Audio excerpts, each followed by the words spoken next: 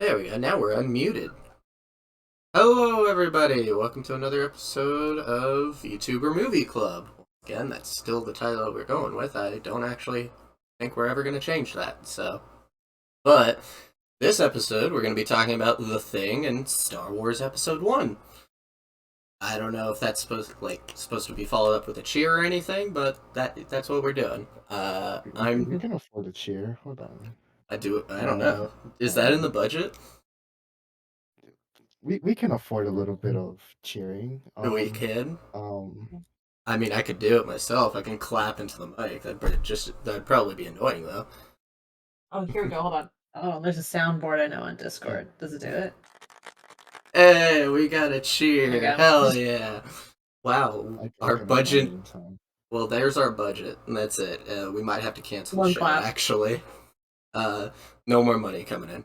But anyway, I'm Trayvon1. Everyone just calls me Trey though, and all I do is bring everybody together. That's kind of all I do. But yeah, uh, that's about it for me. So you guys can introduce yourself. We got, Do you want to go well, first? Whoever wants to go yeah. first. Oh Well, it's not that I don't want to like talk over people if they want to go first and stuff. So I'm always like the second one. Okay, Yeah. okay, then I'll let you be the second one continuously.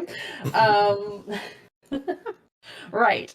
So my name is Aligar, Doulahan VTuber here. Sorry, taking a sip of water. I've got a dry mouth. I usually do variety streaming stuff. I have been addicted to Baldur's Gate for like the past month now.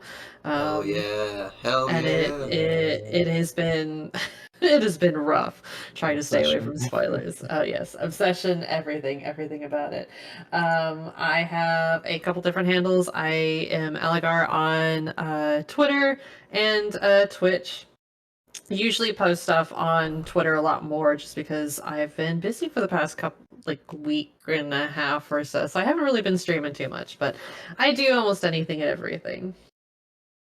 I've And noticed. I've been waiting for another Baldur's Gate stream. Because I'm excited for your team, and I'm like, where is the streams? yeah, no, it's been tough right now. I'm in like the middle of transitioning jobs, which is why it's so difficult trying to do like two different schedules kind of at once. But hopefully once I do that, I'll actually have a little bit more time to stream and actually have a consistent, these are the days that I will be streaming every week. Nice. Yeah, I Well, get that. congratulations on the new job. Heck If yeah, that man. hell yeah. But yeah, Phoenix, take it away. You got this, buddy. Um, Hello. I never do intros, so this is like weird for me. My streams always start with "Hi, we're playing. Let's go." And that's about it. So, Kind of harder um, when we do this, so sorry about yeah, that. you're fine. I've been meaning to do intro, so this is good practice. My name's Night Shift Phoenix. People just call me Phoenix. Some people call me Night Shift. Some people call me Kenshi because of my previous name, but I'm open to all names. Um, I'm a VTuber too, variety streamer. I'm in the same boat as everybody else. I've been playing Baldur's Gate. Um, and I played Crab Champion yesterday, and I went to sleep at 4 in the morning because of it. It's kind of crazy how good that game is. But yeah, I'm in a similar boat. Been trying to get a consistent streaming schedule. Started school. So between school, work, school, comma work, and then like this whole streaming stuff, it's been kind of chaotic. But we're it's fun. We're getting somewhere. Well, I'm just happy that you came and joined. I'm glad we were able to work around that. Sorry you're so Hell busy yeah. though. No, it's fine. Well, before we get started officially in the discussion, and before we start with the usual question, I'm just gonna say right now, whatever opinions or whatever things we say is our own personal opinions. They might not match yours. We might not enjoy Star Wars as much as other people. So sorry about that. Uh, but there are opinions, and we have a right to have them and everything like that. And also, uh, please interrupt if you guys ever need to say anything. I'm totally fine. You can totally cut me off and start talking if you have something you to say. So please do that. But yeah, other than that, I guess we'll start with our usual question. Talking. Okay, we'll keep it simple, mainly because once again, I keep on forgetting to make questions. My bad. Because I always keep on having to do. I'm doing the presentations before we start. But we'll keep it simple. Would you rather be uh, a Jedi or a Sith? Let's start with that one. That's an easy question. What do you guys think? Ooh. I feel like I would want to be a Jedi. I mean, keep in mind, yes, Jedi is the good side, but Yeah, Sith has way cooler powers. yeah, but like I have like a code of honor. Like I just can't. I can't join the dark side. What if we say we have cookies? Well, Oh well, why are you making me like double think on this? Like, okay, what type of cookies? um, we got some snickerdoodles, chocolate chip as well. Mm, Are you an oatmeal raisin fan? Because I am. Ooh, I love oatmeal raisin cookies. Yeah, Oh we my also have god. those. I wouldn't say I'm a fan. It's. I mean, I'll eat it. I'll eat any type of cookie except what are those called? Red velvet. I don't like red velvet. Ooh, I'm you don't not. like red velvet? I'm not a big Mm, red velvet fan either. Oh, dang. Also, not a big. Dang. I'm not a big cheesecake fan either. Love cheese. yeah, Oh my god, I me love. too. My god, you guys just haven't had a good cheesecake. No, Yeah, I've that had good cheesecakes. They're just not for me. And I love cake you love of cake. lots Mm-mm. of many varieties, the modern and the the other kind, What's whatever. your guys' favorite cake? Oh, Ooh, that's okay. That's tough. that's Mine's very tough. funfetti. Mine's funfetti. I That's very solid. I love Oh no, them. I do have one. It's carrot cake. I love a good carrot cake. Ooh, Carrot cake can like be good. and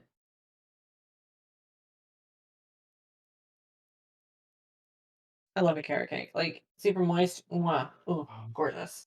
And like Love it. keep it in the fridge at just the right temperature. So on like a bad day, you just eat it and just like all your problems just fade away.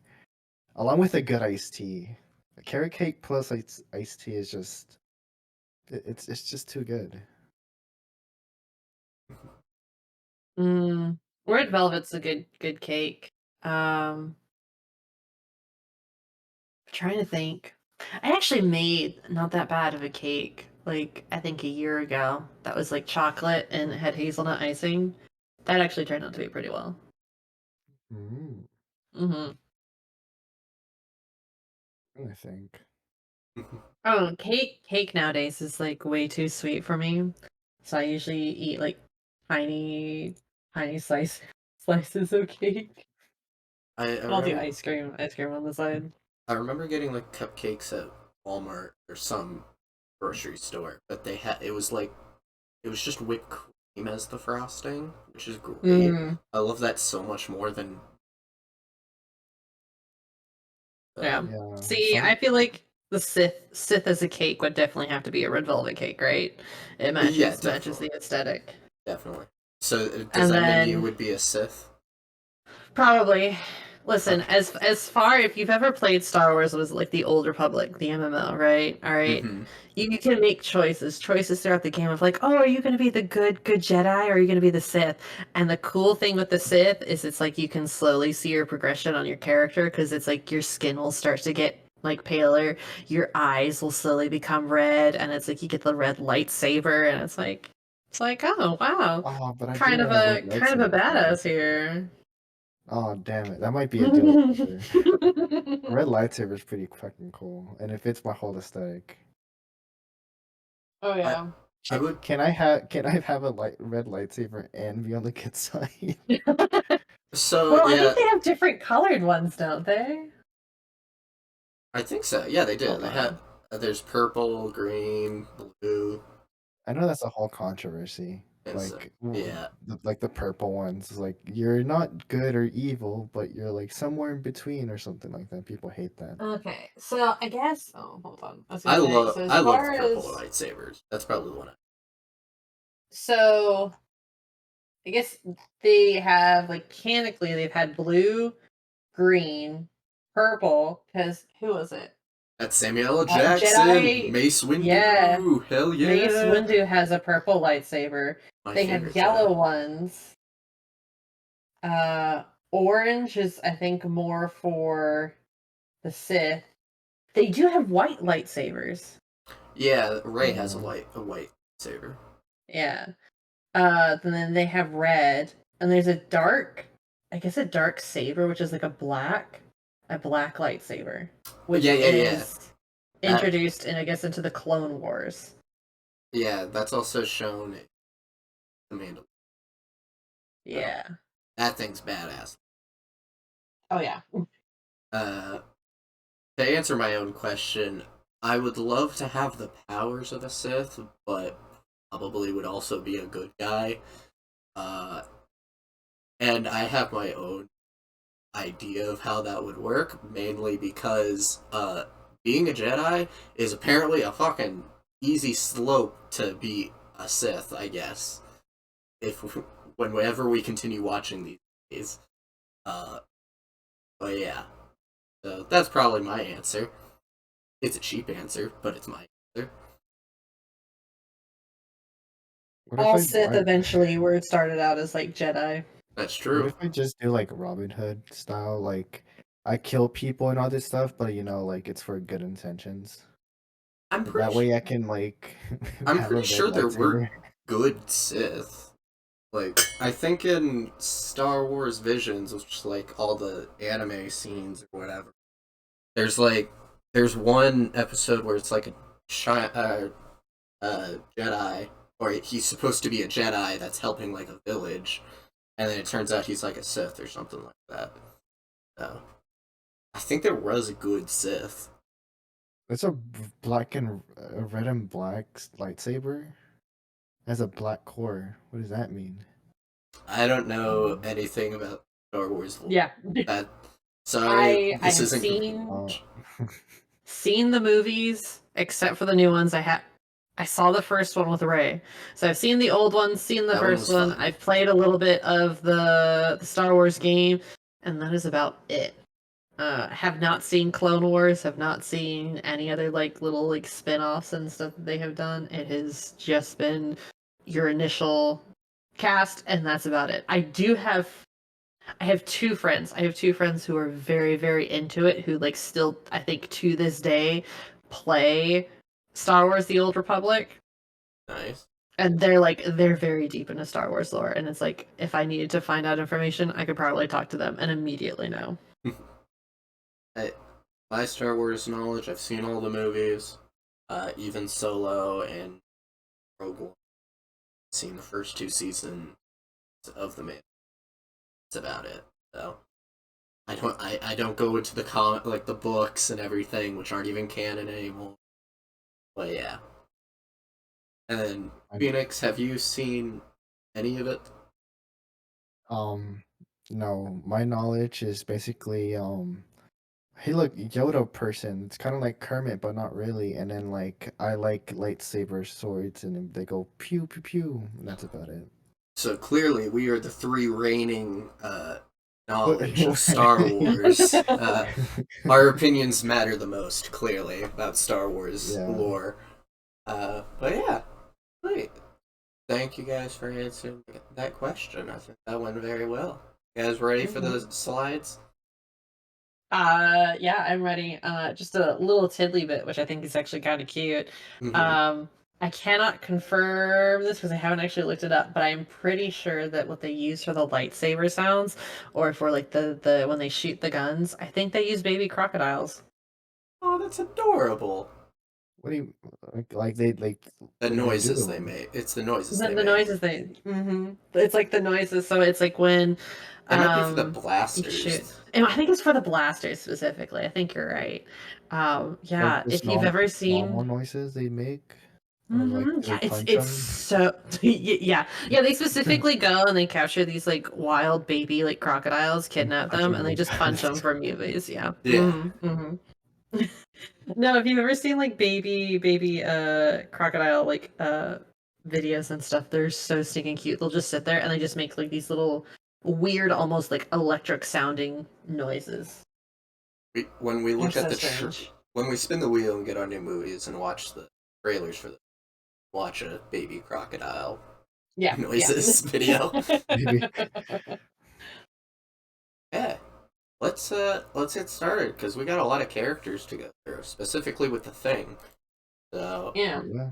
here we go. Welcome to Star Wars: The Thing Menace. I couldn't come up with a catchy title combining these two names. I'm sorry, I'm an idiot. So this is the best I could do. Change the. It should have been. It should. I feel like it should have been Star Wars: The Menacing Thing.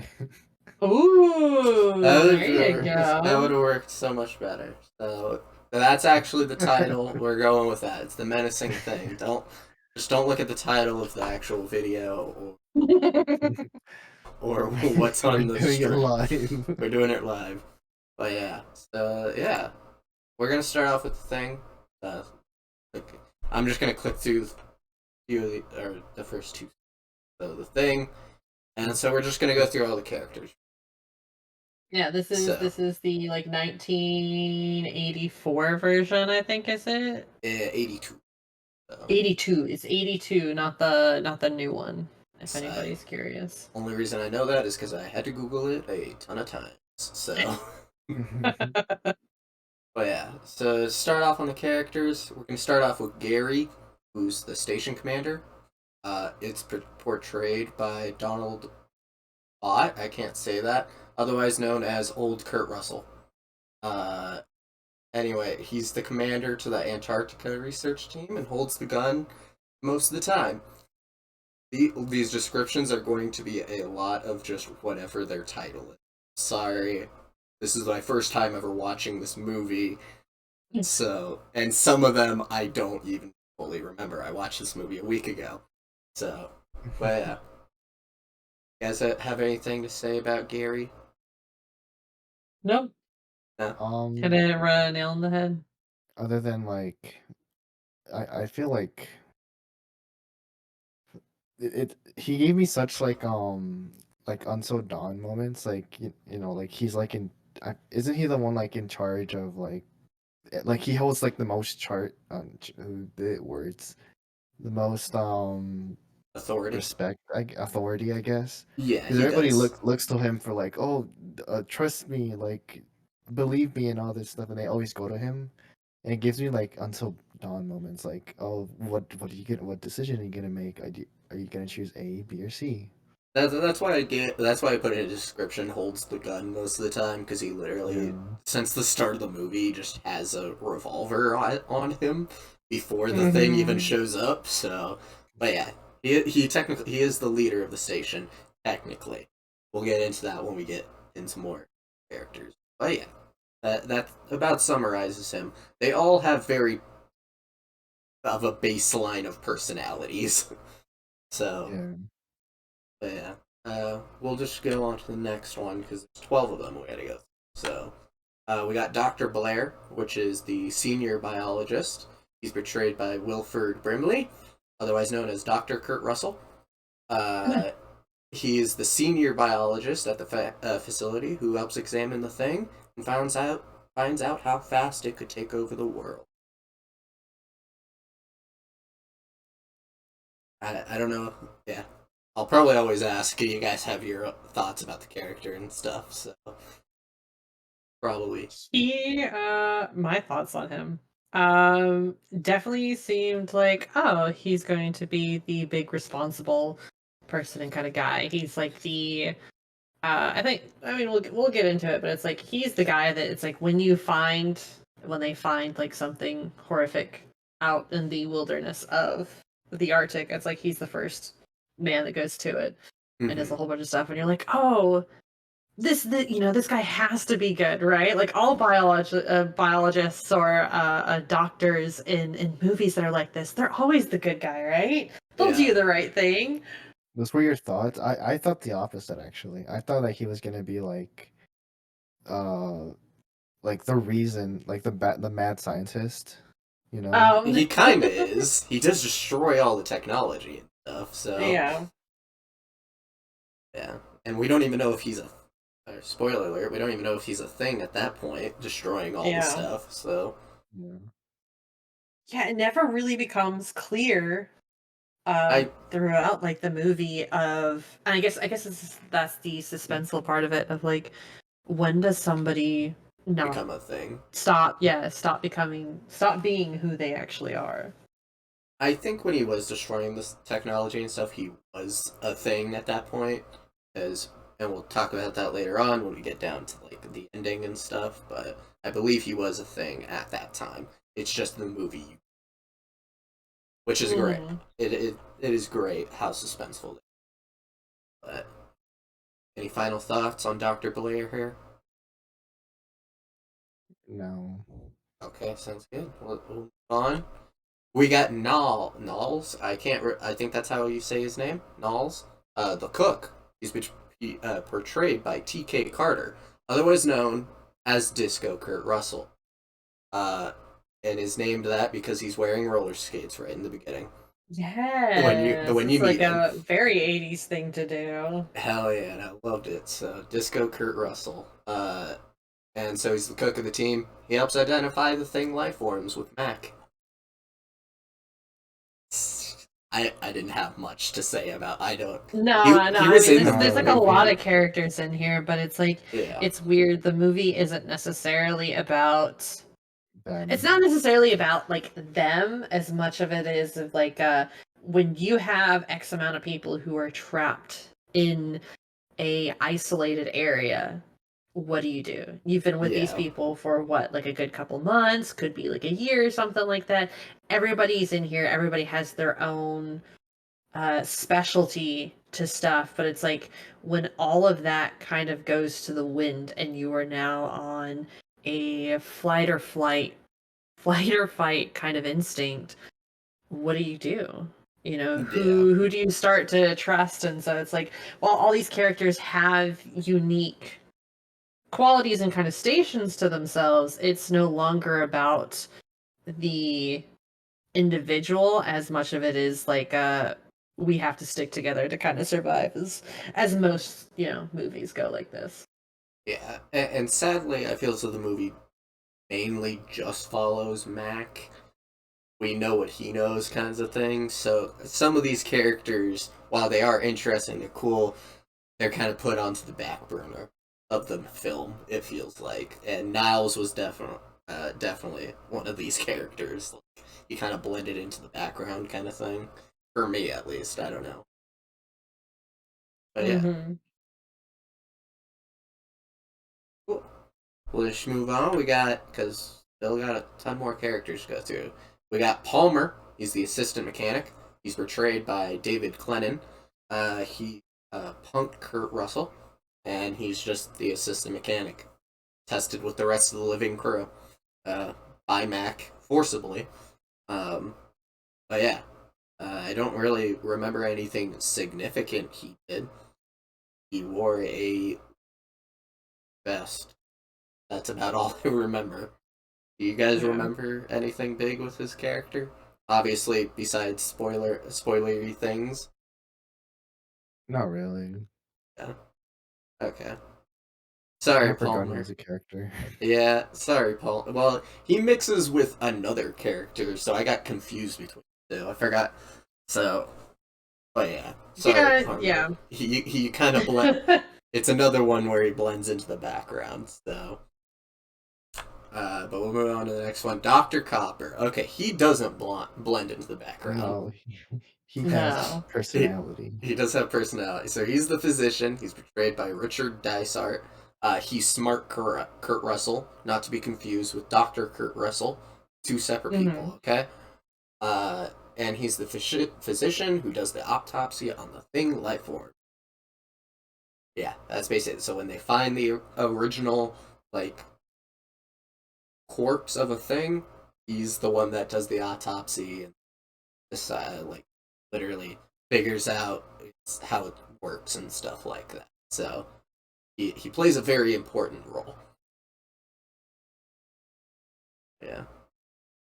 Obviously, we'll talk about spoilers in a second when we get to the clips, but you guys got anything non-spoilery about this character? Um, mm, Not particularly. the backside of my mind is telling me like he kind of like he frustrated me at some points in the movie, but I can't remember why. I mean, I can get that. Um, I feel as though he was one of the first to like kind of like start suspecting people immediately, kind of thing. So that kind of was frustrating, but I mean, he had good Oh, reasons. was he the one that started pointing fingers and like accusing everybody? That He might have been might that. it might have been him. Um, it might have Like been him. trying to I'm get trying to everybody remember it too. against yeah. If that's the case, then I didn't like his character too much because I'm just like, why would you do this? This is Hmm. useless. This is pointless. You're gonna get everybody killed. Well, yeah. And we'll go to the next character, Norris here. Norris, he's the geologist. This is a background character. I literally did not remember him until I had to look him up. I'm sorry. Well, I knew him for one specific scene, which we will get into very when we get into the clips. So, but he's portrayed by Charles Hallahan, Sweater Kurt Russell, or Stepdad Kurt Russell, if you want to call him He looks that. like Ed Sheeran. Oh my god. Like a little bit older Ed Yeah, Sheeran. like post career Ed Mm. Sheeran, like in his Oh 50s. god. Like he's done with music and everything. Now he's just a nice Now he's just stepdad. a dad. Yeah. But he's the geologist to the team who ends up having a heart attack while searching for the thing. And that's about as spoilery as we're getting with this character. Because, like I said, that's the only scene I remember. Sorry. I'm sorry, Charles Hallahan. This was my first time watching the movie. I'll watch it again at some point, and I will remember you, Norris. I promise. But, okay. We're gonna move on. We have George Bennings. This one is a little bit spoilery, but it's kind of the best way to describe his character. We have George Bennings, the meteorologist. He's portrayed by Peter Maloney. He's bald Kurt Russell, but has a cool beard. Uh, Yeah. yeah, that's how I described it. He's the meteorologist of the team, who sadly is the first to discover the horrors of the thing. Which technically is not true in my own description, but it sounded cool, so I wrote. He's like the first one to, Right? To a degree, yeah, kick. to a degree, we'll go over why it's Okay. technically not the first like horrors, but obviously, but for our description right now, he is the first to discover the horrors of the thing. So, Did you guys enjoy this character? He was kind of the depressed one. Like, Yeah, he definitely had a very weird kind of aura around him when it came to the movie. yeah, he Uh, kind of was already depressed before the thing showed up. It felt so, but yeah, which I Was poor he get. guy never homesick? stood a chance. What's up?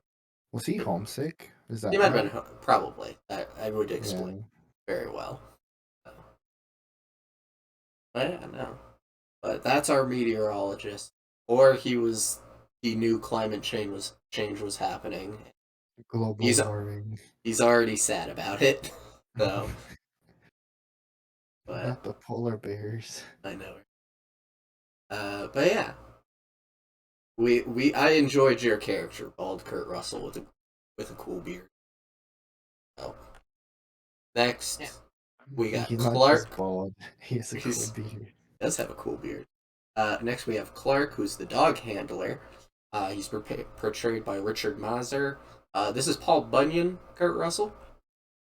There is a reason why I keep on calling everybody Kurt Russell, and that's just because it was a dumb bit that I did when I was watching this movie. So that is the reason I added this. As if you know, I watched this on stream with people, so on like the new show that I was trying to do. So that's what I started doing. But this is the dog handler for the team who takes care of the dogs and is really upset seeing them hurt. And I understand. I loved. Yeah, Clark is definitely if you are a animal lover or pet lover, Clark is probably the one that I think most people would sympathize and kind of be drawn towards Yeah, for the whole movie. definitely.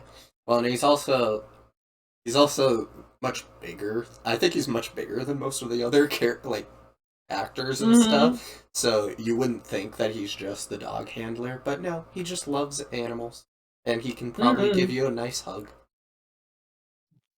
And a dog. And a dog. Well, sure. But yeah, I liked Clark very much. He was very nice and sweet. Yeah. But I guess moving on, if you guys don't have anything else to say. No, that's kind of it. Yeah. Nope. So next we have Fugues. A character, once again, another character I totally forgot was in this movie. Not because he was acted badly or anything like that, just kind of blended in. But he's the assistant biologist, portrayed by Joel Polis. Glasses Kurt Russell, or Nerd Kurt Russell, if you like to call him that. And he's the assistant to Dr. Blair. I'm pretty sure I remember him coming up with some theories about the thing, but I needed to just add more of a description than assistant Dr. Blair. So, yeah. Yeah, I mean, when it comes to, I think the biggest thing is like the difference that this movie makes with like TV shows. When you have like a TV, like a survival TV show, whether it's like what is it, like a reality, like what is it, like Survivors or something like that that's out there with a whole bunch of people, or even like The Walking Dead, it's like the TV show has a lot more episodes for you to feel attached to characters. And so when you have a movie that is portrayed in this very suspenseful survival situation, it is hard to it is hard to attach yourself to characters because of like the situation that's going on, and especially with um, how many characters there are to begin with. That Yeah. it's hard to attach yourself to them, but it's easy to suspect them. I think that's what this movie does. Very well. Kind of well is everybody. It's like you know what everybody does, but Yeah. because you have no clue of their personality and they are just kind of a blank slate, everybody is as equally suspected throughout like the whole thing. Some more than others, but it's kind of like it could be anybody at this point.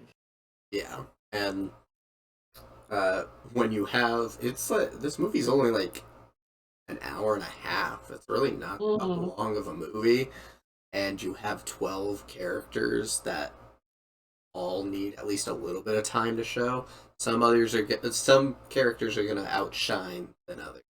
Sadly, this was one. Once again, has nothing to do with his acting ability. Everyone in this movie acted amazingly, like they were amazing actors. But this character, sadly, just didn't have as much going on. A lot of. Yeah. You have anything to say about him, Phoenix? No, not this one. The next one, yes. Yeah, I have that's really a lot to say. Yeah. Next, I believe, is Windows, which is the radio operator, portrayed by Thomas G. Waits. He's Cool Man Kurt Russell. He's the radio Hell operator yeah. who tries to get help for the team, but Dr. Blair destroyed the radio. His power comes from his sunglasses. Without them, he is powerless. He's the one that is always wearing sunglasses, which is why I always got him confused with the other guy, Palmer, the one punk rock Kurt Russell. So, but yeah, he was a good character. I liked him. He's my favorite character. And because this Windows is the one that after he loses his sunglasses, of course, because he could easily take out the thing on his own with his sunglasses, but they get destroyed and he loses, sadly. Well, there wouldn't be a movie if he didn't lose his sunglasses. That's true. I lost a part of his heart that day. Yeah, May he rest in peace. And it made him paranoid because I believe he's the one that was paranoid, and then goes and breaks open the gun storage, which is literally just a cabinet with glass, which is hilarious to me. Just that's why you don't put guns behind just glass. But yeah, so he's the one that just ends up being very paranoid by the end of that. So yeah. Yeah, any final thoughts with this character? Other than he was, I feel like he was more delightful to watch than every other character. Every time he was on screen, I'm like, yes, what's new, Scooby Doo? Tell me what's about to happen. I always enjoyed him on screen compared to the biologist or everybody else. I'm just like, okay, more paranoid, more blaming. Then this guy shows up and I'm like, hell yeah, it's a party now. What are you about to do? Well, I'm glad you enjoyed this character. He was a fun one for the movie. So, Yeah. fun. So the last two characters. We have Childs, the chief mechanic. He's portrayed by Keith David. I love Keith David. That's why he's not Kurt Russell. He's just Keith David. So he's the chief mechanic who rivals Mac at times in the movie, but recognizes his leadership counts. I feel as though that describes his character. Not 100%. I think he does a pretty good job. Yeah. But yeah. Also, love Keith David. Just can say that again. Great voice. I'm just gonna go on a small tangent about Keith David. He's a part of one of my favorite shows, Community. He's in season 6, and he plays a really fun character that comes in, and it's literally the last season of the show. So him being introduced the last season, but still being a great character, was amazing. And also if any of you guys, I don't know if you guys play it, but if anyone plays Destiny 2, he's taking over voice work for Zavala, because sadly Lance Reddick died. But Keith David is going to be voicing him from now on. Very excited about it. Still sad Lance Reddick died, but I'm glad they brought in Keith. His voice is also very iconic. Anyone else have anything to say about Keith David? He looks familiar. I feel like I've probably seen him in shows. I'm very bad with names, but it's I remember people. So he seems familiar, I've probably seen him in something, I'm sure. That's the same with me. I'm terrible with names. I cannot even say them most of the time. But I can remember a face. I liked his character. I think it was fun. But, yeah. Sorry, eating a wrist right now. We move on to the last character.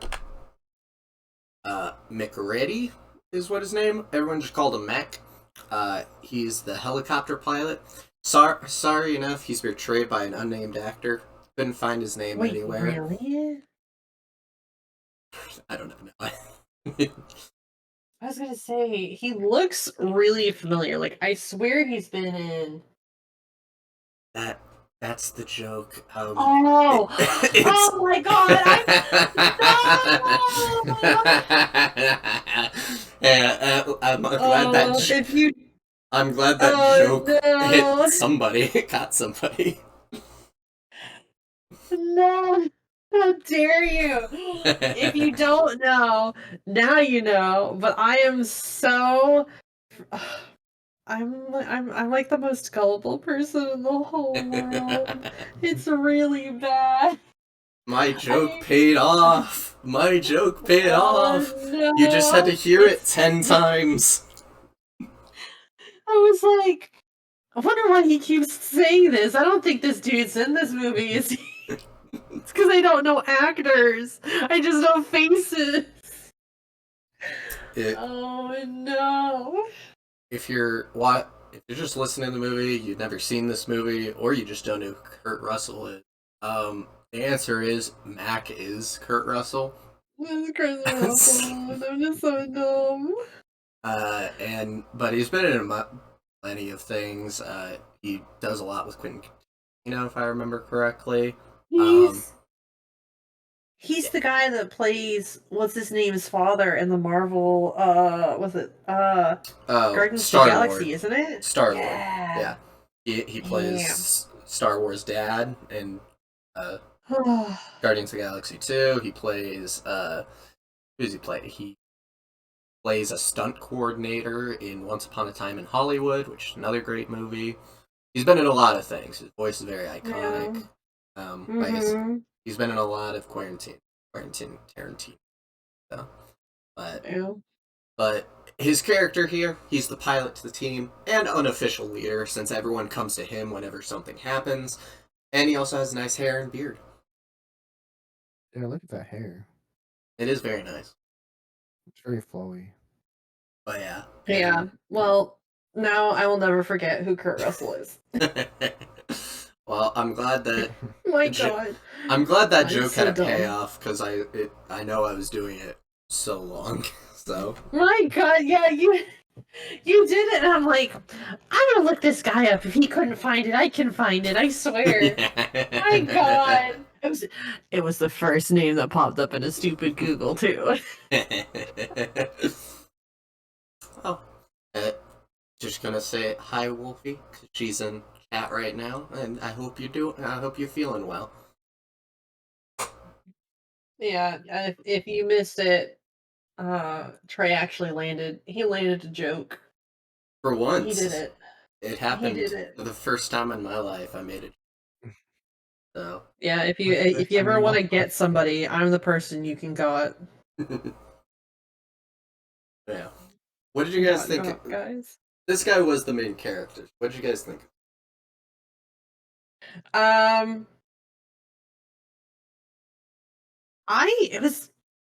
It was very interesting. I mean, I guess like out of everybody, him having like more screen time definitely helps, but he was definitely like one of the people that I think had a very unique, I guess, kind of like personality for this movie, this character that he has. He definitely seemed to, obviously, like, even more so than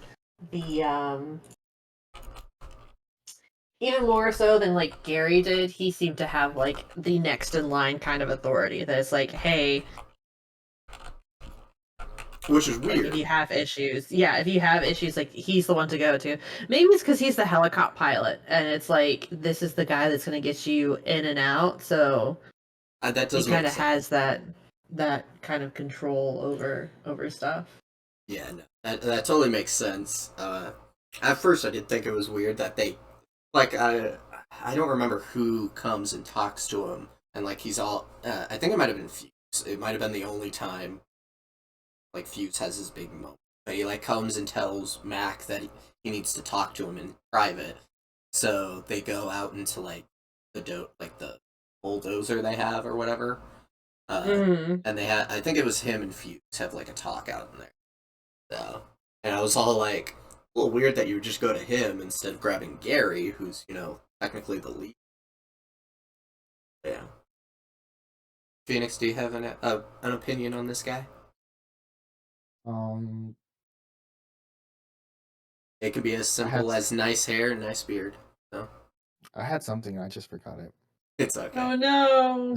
I was What? like, I wouldn't mind. I was like, I'm gonna talk about this, this, and this, and there's like Phoenix can. I'm like, oh God, and I lost it. It's Um, okay. If you remember, you can chime in, even if we're on Star Wars and you I just remember remember. I remember as much as like um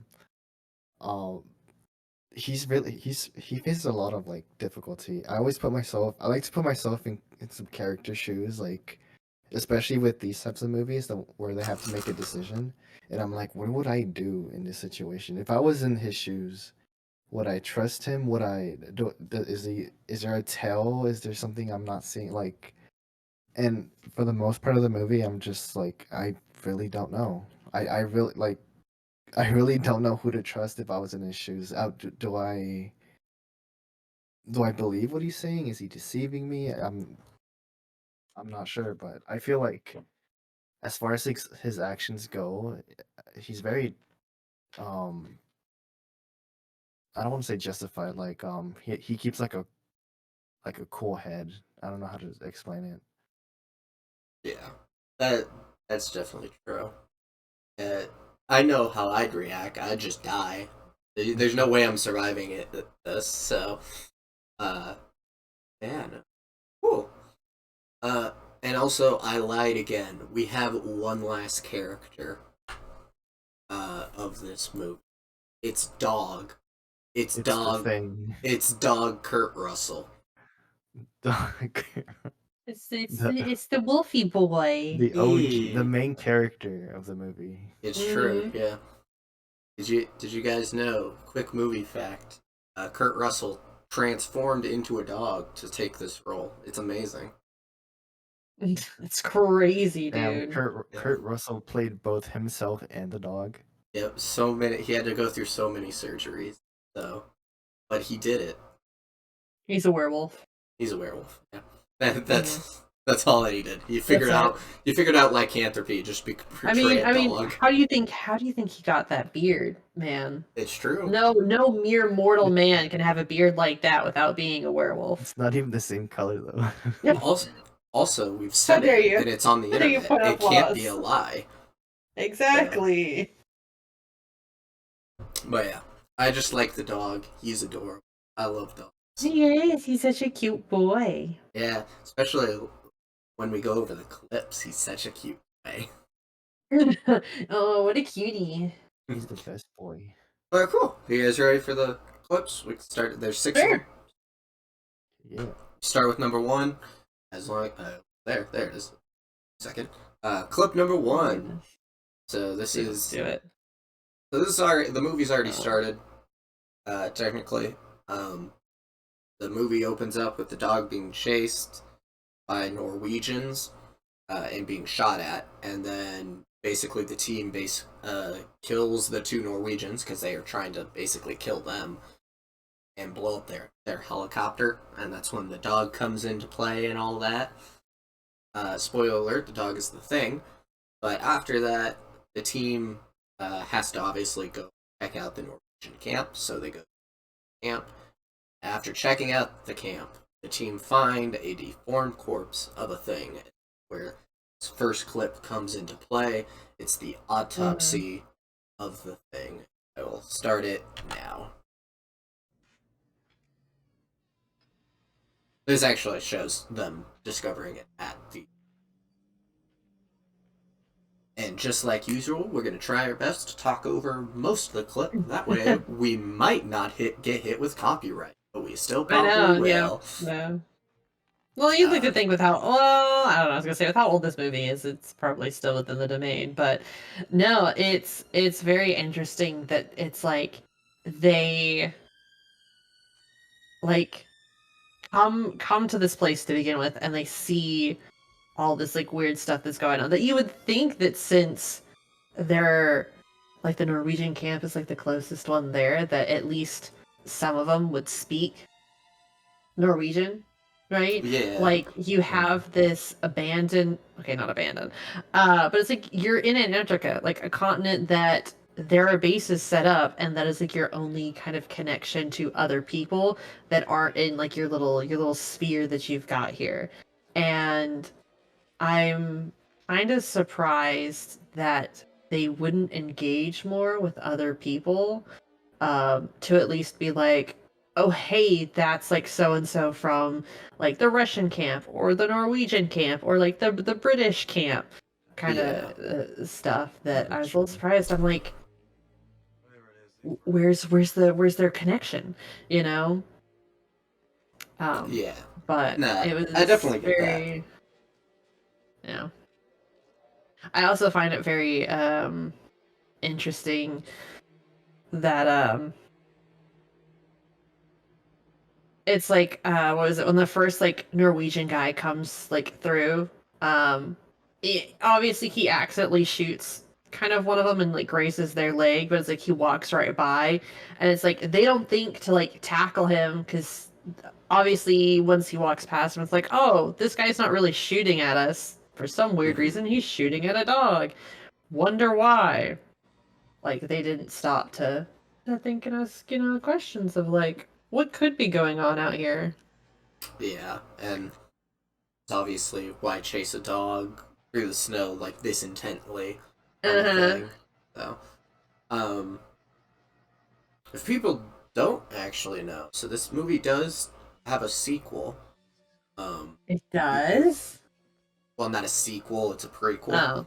Oh. Sorry. Oh, Talk okay. about the 2011 movie. It came out in 2011. It is also called The Thing, but it is actually the prequel, so I believe it follows the Norwegian team camp discovering the thing.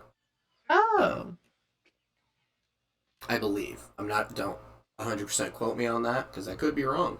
You're We telling a might have lie to right now. stick that in the movie list then at that point. Yeah. Well, we have Halloween's next month, so Yeah, it's crazy. I True. gotta. and the Oh. big plan is to do a bunch of movie watch along, probably movie clubs because I love Halloween and I love horror. So Oh yeah, no, I've got. I'm so excited for like Halloween and stuff. I will say with this movie, it is crazy the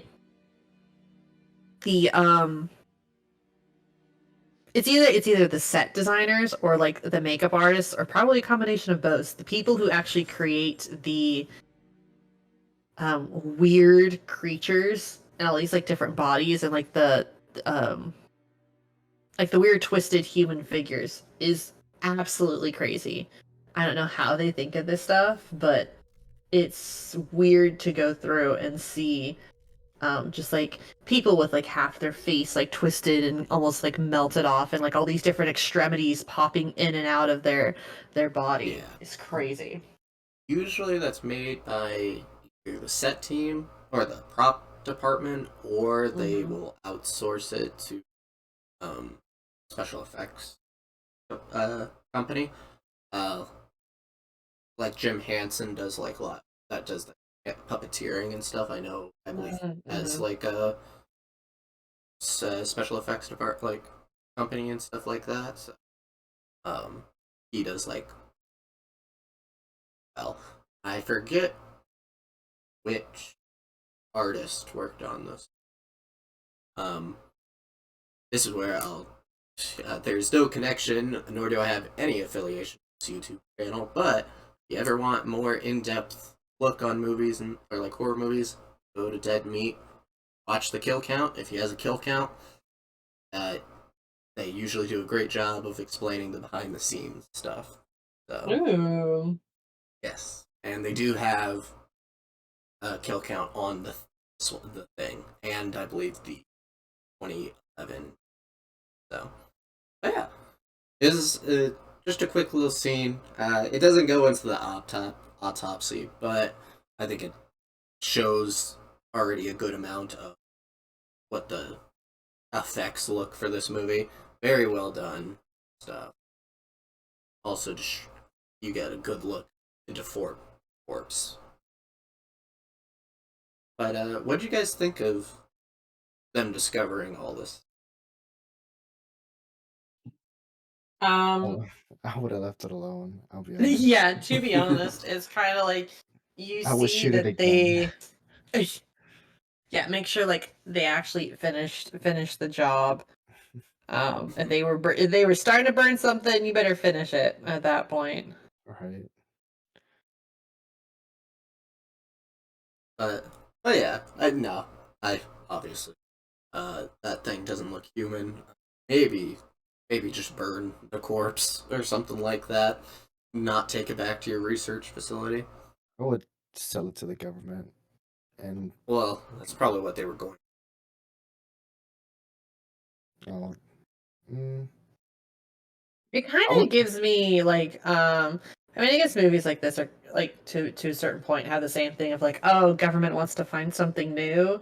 Alien, if you've ever seen the Alien movies, they have a similar thing where it's like, oh hey, like should we try and capture this beast that is like killing off our entire crew so we can get brownie points to the government? It's Yeah, kind of like any sane person would be like, no, we should not do that and we should save ourselves. but there are plenty of people in the world that totally would do that. Yeah. So Well, I mean, okay. I would totally sell it if it wasn't killing us all. If it yeah, was like, if it was docile, yeah, sure. if it was docile, I would try. But if this thing is like killing on site, like Yeah. it, I'm not. Well, well, There's no luckily, way I'm capturing it.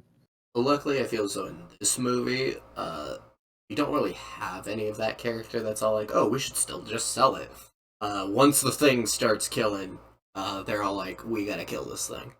Yeah, So, Yeah, but at least they did something right where even though there is tension amongst everybody, they're still mhm. willing to be Sexual like tension. I they're still willing wish. That's to be weird. like, hey, you know, maybe we should just try and save ourselves, right guys?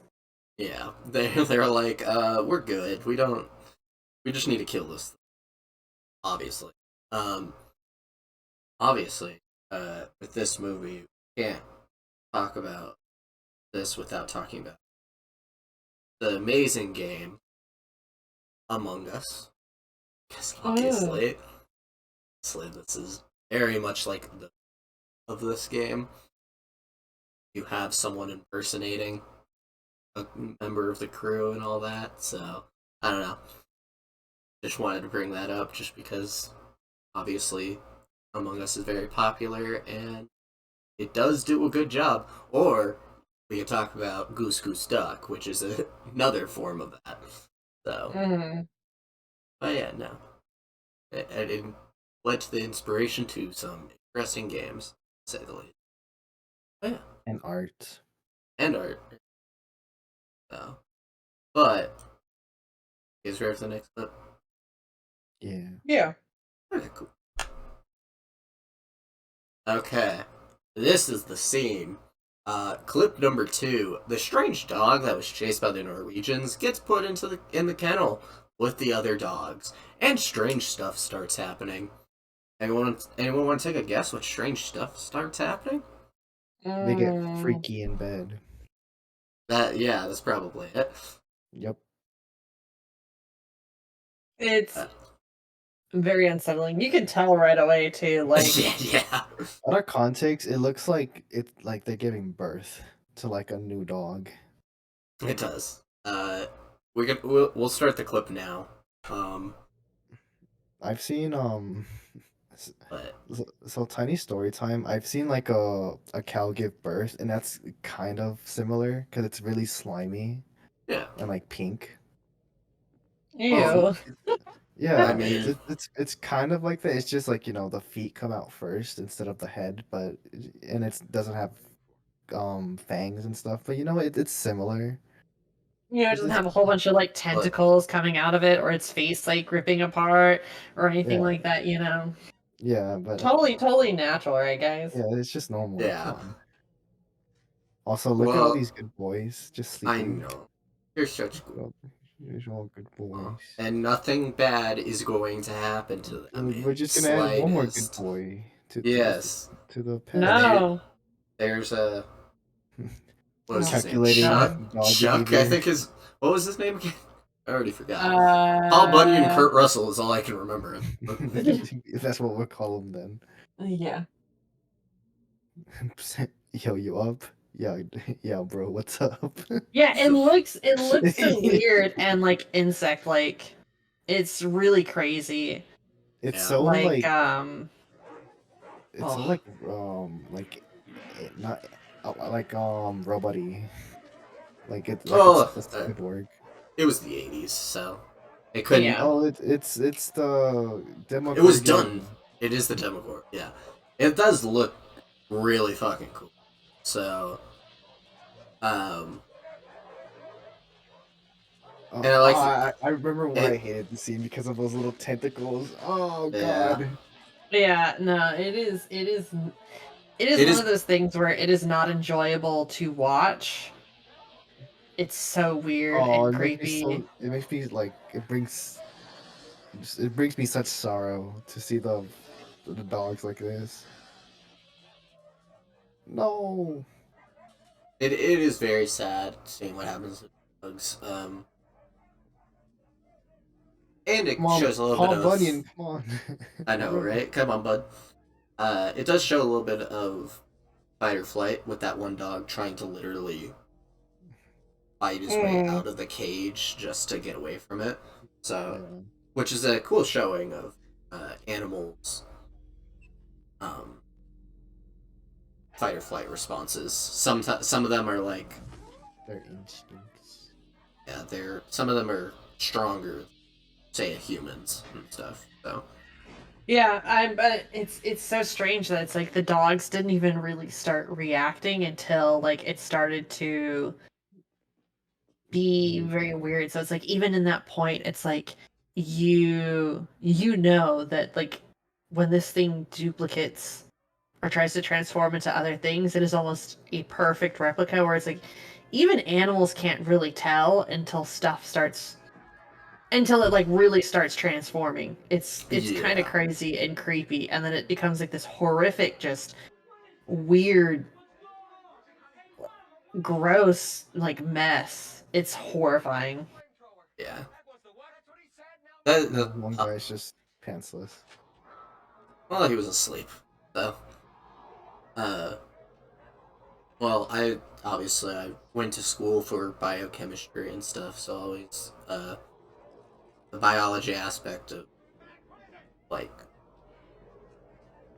animals, like instincts and stuff was always interesting and stuff to me. So, if you ever have time, do some research.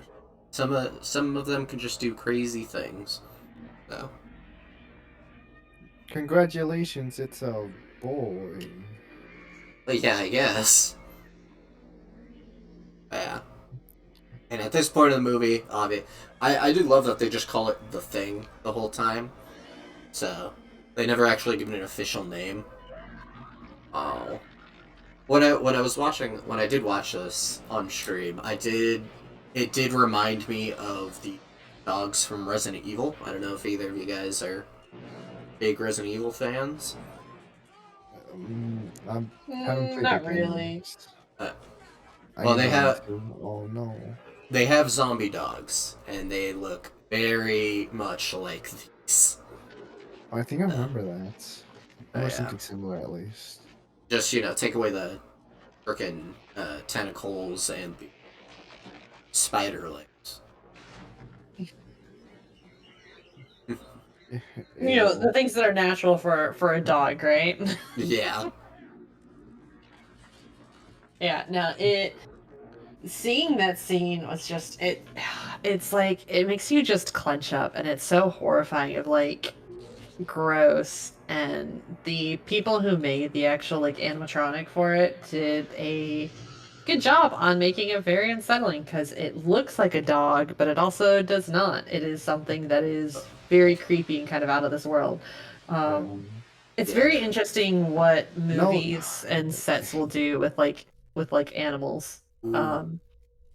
Because it's like a lot of the times think, oh, people are like, animals are just like a part of nature. They're very naturistic in form. And it's like they don't really have much going for you. But it's like I think like zombie movies or something like that that actually most of them I think tend to not do anything with dogs. It's like, oh, the disease only affects humans, not animals. Yeah. And then it's like you have those movies that do, and they're like, yeah, it definitely pulls on your heartstrings when it's like you're an animal person. You're like, oh, you don't want the anything to happen to the poor innocent creatures, and then stuff does, and it's very unsettling to see what they turn into.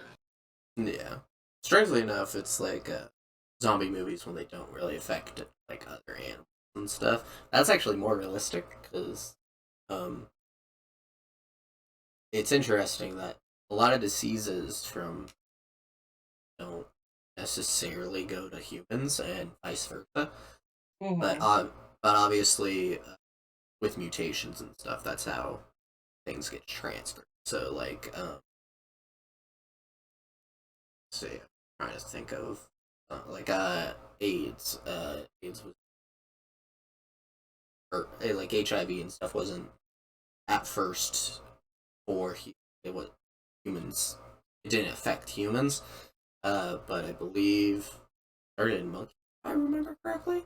I'm trying to I think remember like so. a few years ago. So, but that one is one of the rare cases where it actually crossed the animal border and is now obviously affecting humans and is a major thing for us as well. So it's actually kind of Mhm. interesting.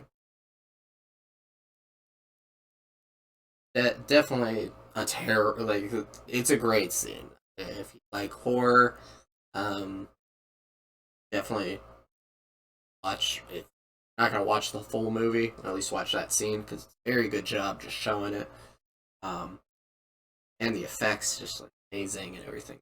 So it's really I don't know. It's done really well. I kind of wish there was a scene where like we get to see like the whole, I guess, transformation, Mm-hmm. because like it was doing something, like it was Mhm. growing, but I want to see it like, what does it look like at 100%? Is it just like a hive, or is it gonna turn into some like something? Like I don't know. Well, yeah, I think. Yeah, I don't know.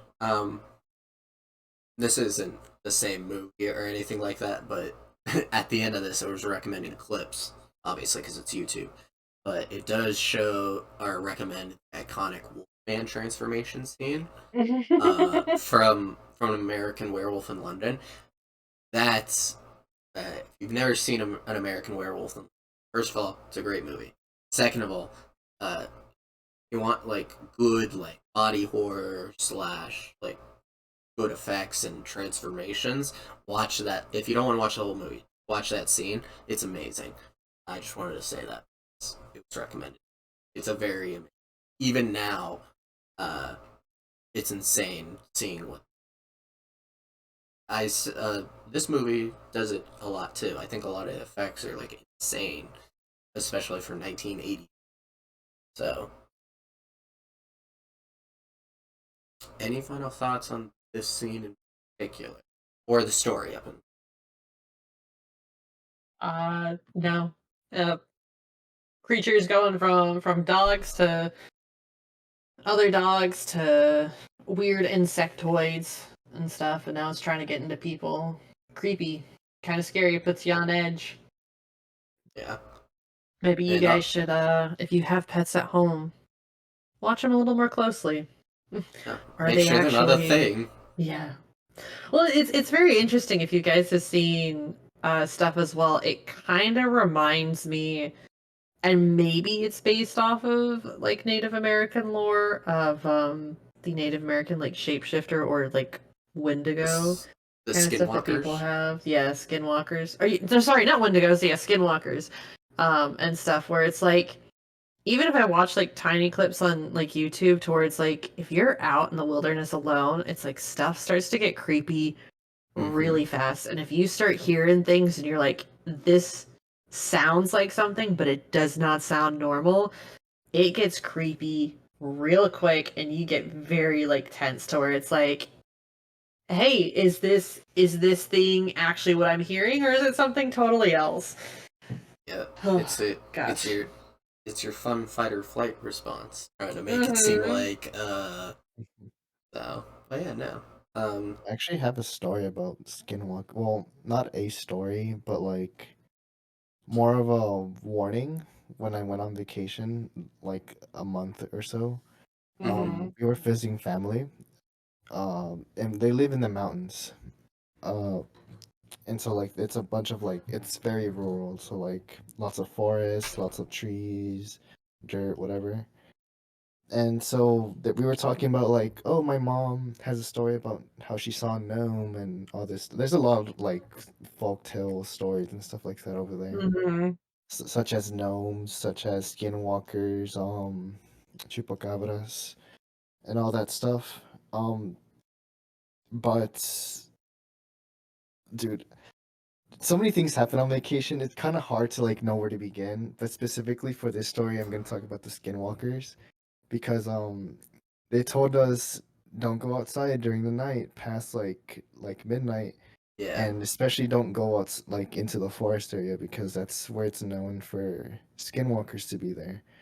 Um, you'd see people like on the trail at night with a flashlight. They hear something like nobody's on the trail or anything, no signs of activity. So suddenly, like there's rustling. There's somebody like they like they're known to like mimic people, I guess, and that's how like they get you and like abduct you and stuff like that. Mhm. yeah. And so I don't I don't It's know. Very ter- creepy no, stuff, man. It's it it's is very very terrifying. creepy, especially since not even 10 minutes away from walking like across the street is a fucking forest, and Yeah, Mhm. it's just crazy to think about. folklore is always really interesting, and that's always really fun to hear about. And Yeah. and for some of it, you can kind of scientifically think about it, which is pretty cool. But yeah, no, I always love hearing about that. But we should move on to the next clip because obviously we've been on this one for a while. Yeah, But yeah, no. so clip number 3. Once I guess I should warn with this whole movie, if you're not into body horror or it freaks you out, probably don't watch these clips because Mhm. there's a lot of them. This is Benning starts to get assimilated by the thing, but is interrupted. Mhm. So start the clip. So this is the first time that we see it try and like It's the I get like I think a sunglasses. person. it. He Yeah. has his sunglasses on at See, this moment, so he's this is at why his Yeah. he most. hasn't. He's not dead yet. Look, because he has Yeah, the sunglasses. he's at his most powerful. Yeah, not even Goku can beat this guy. Mm-mm. But is he gonna take off his sunglasses? Yeah, and it's like you can Oh, yeah. You whoops. kind of start to see you see like throughout the movie you see like different It was fused. forms Okay. of stuff to where it's Yeah. like it's in the middle like it's in the beginning phases of trying to like get a dog or it's like in the middle of like this sort of phase and it's like you see all these different like phases of it and it's so interesting and weird and strange Yeah.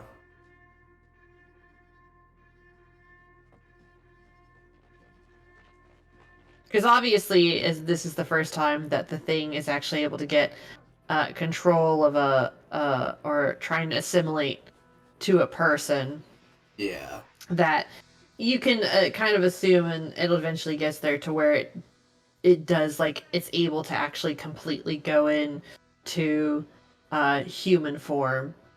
Yeah. And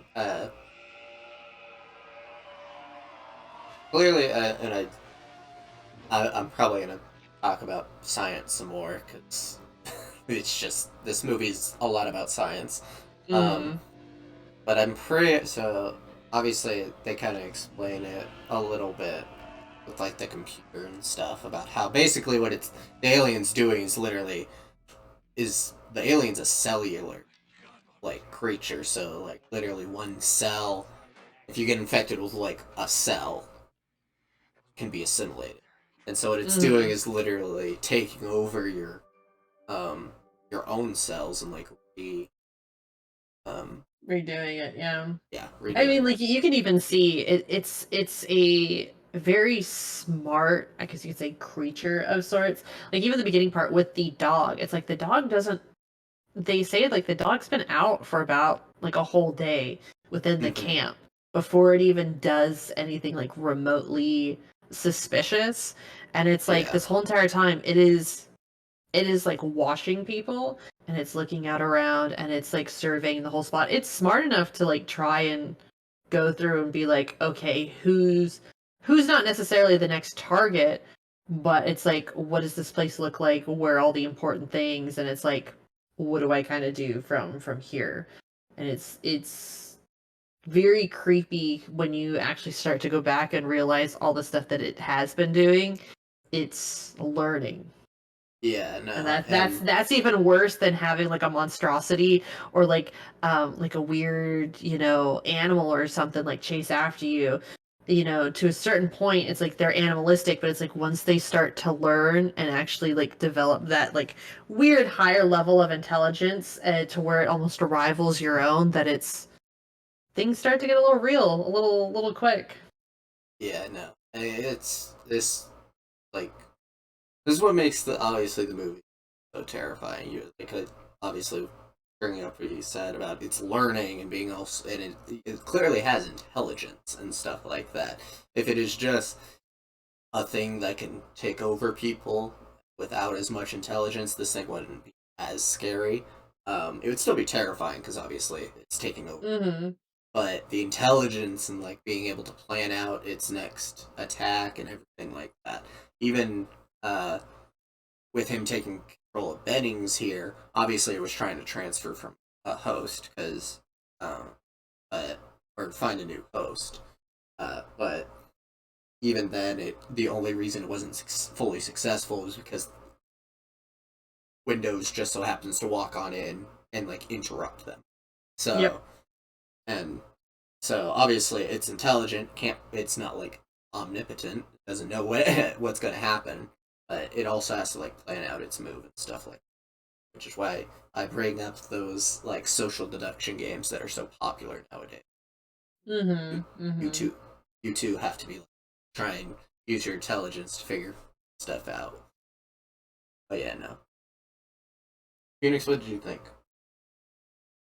Um, um, my thoughts are more so like if it has intelligence, like, and like if there's even like a single cell, uh, of it alive, it's gonna like reproduce or reconstruct. Then like would that mean it's all of its intelligence lies in that single cell, or would it be like because it's not Uh, evolutionary, obviously, because that would have taken like years and all that stuff. yeah. Um. So yes. So basically, it would that one cell would have to hold all clearly. Um. I shouldn't say clearly. It's not necessarily clearly. Because so obviously what it needs a host. It can't survive without a host. Just like think of it kind of like bacteria and stuff, or like a infection or like a disease. It needs a host to be able to survive, kind of thing. Because obviously, uh, without a living host, it can't get its energy and be able to continue to do all that. But as it gets explained in the next clip, when we start doing like the tests, uh, they find out that literally like each individual cell has its own like uh, process and stuff like that. It's like an individual part of the alien. I don't know if that cleared up any of what you asked. I'm very bad at science, and I'm sorry. No, it does clear it up. I'm just more like more so like I'm basically just agreeing with you guys. Like it's just terrifying to see like something that rivals something with as much intelligence, if not greater intelligence than us. Yeah. It Well, just makes us like we like we're just vulnerable to it. In all honesty, there's not much yeah. we can do. So it's like, how do you protect yourself against something when, even if you get like a drop of blood on, like in a cut, screwed. Not only that, but it rivals you in both um in like abilities, I guess, because it has the ability to like regenerate and then like the whole cell process thing. Meanwhile, we have, I guess, guns. Yeah, that's kind of We about have it. we have fire. We have fire, but like doesn't matter if I Man's know what to man's use it. greatest gift, primordial Oh, fire. Primordial fire. but yeah. Well, actually, we can go to the next clip because this will show more of the thing and stuff like that. Mm. So, clip number 4: Dr. Cooper tries to save Norris from a heart attack. And if any of you guys have seen this movie, already tell what scene this is supposed to be. Oh no, it says unable to play the video. Why? Come Later she on. did. Oh Is that what it no. is? Okay, I can bring it up on. I will just give me like 2 seconds. I'm gonna just open it up on YouTube. It is aged. Did I remember that? Um, It's not Yeah. suitable for us children. here we go. Yeah, it's very weird that during these transformations too, while it is like trying to morph into what it is, like you can also see what it like leaves behind. Yeah. And it's like even that isn't like human. It's so weird. So I have Cuz it up on it's like YouTube now. So yeah, I was going to say cuz like this is kind of the point where it's like this person has been with them for a while. I think has even like yeah, talked to them and done stuff. And it's like it's the first time that you start to notice that it can interact with people and it can yeah, like do speech and it can do like mannerisms to where nobody's really sure who they are anymore. yeah. And so, I mean, obviously, they already had enough like questioning each other's um Mhm. Mhm. or like questioning each other with it just assimilating. Now coming to realize it has its own thoughts. It can actually pretend to be somebody and actually act like them and stuff like that. Um, and this scene actually shows how. I don't know if it is down to a cellular level. At least each individual part of the body does like interacts on its own. So, but yeah. Once again, obviously body horror, and the effects look amazing. Nothing new, but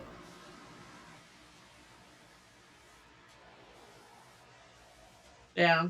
Yeah, and then it kind of becomes like one of those things where since it is at a cellular level, it's like if one person is affected, you think by killing, getting rid of that one person that it would, then you'd be safe. But it's like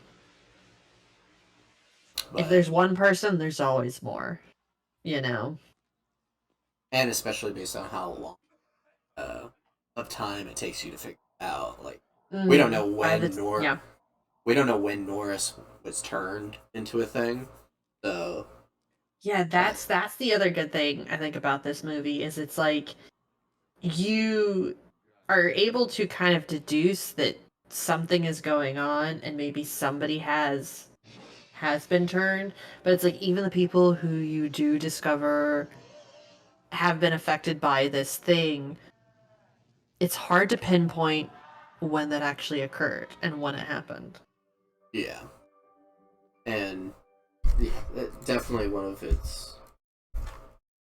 highlights stuff.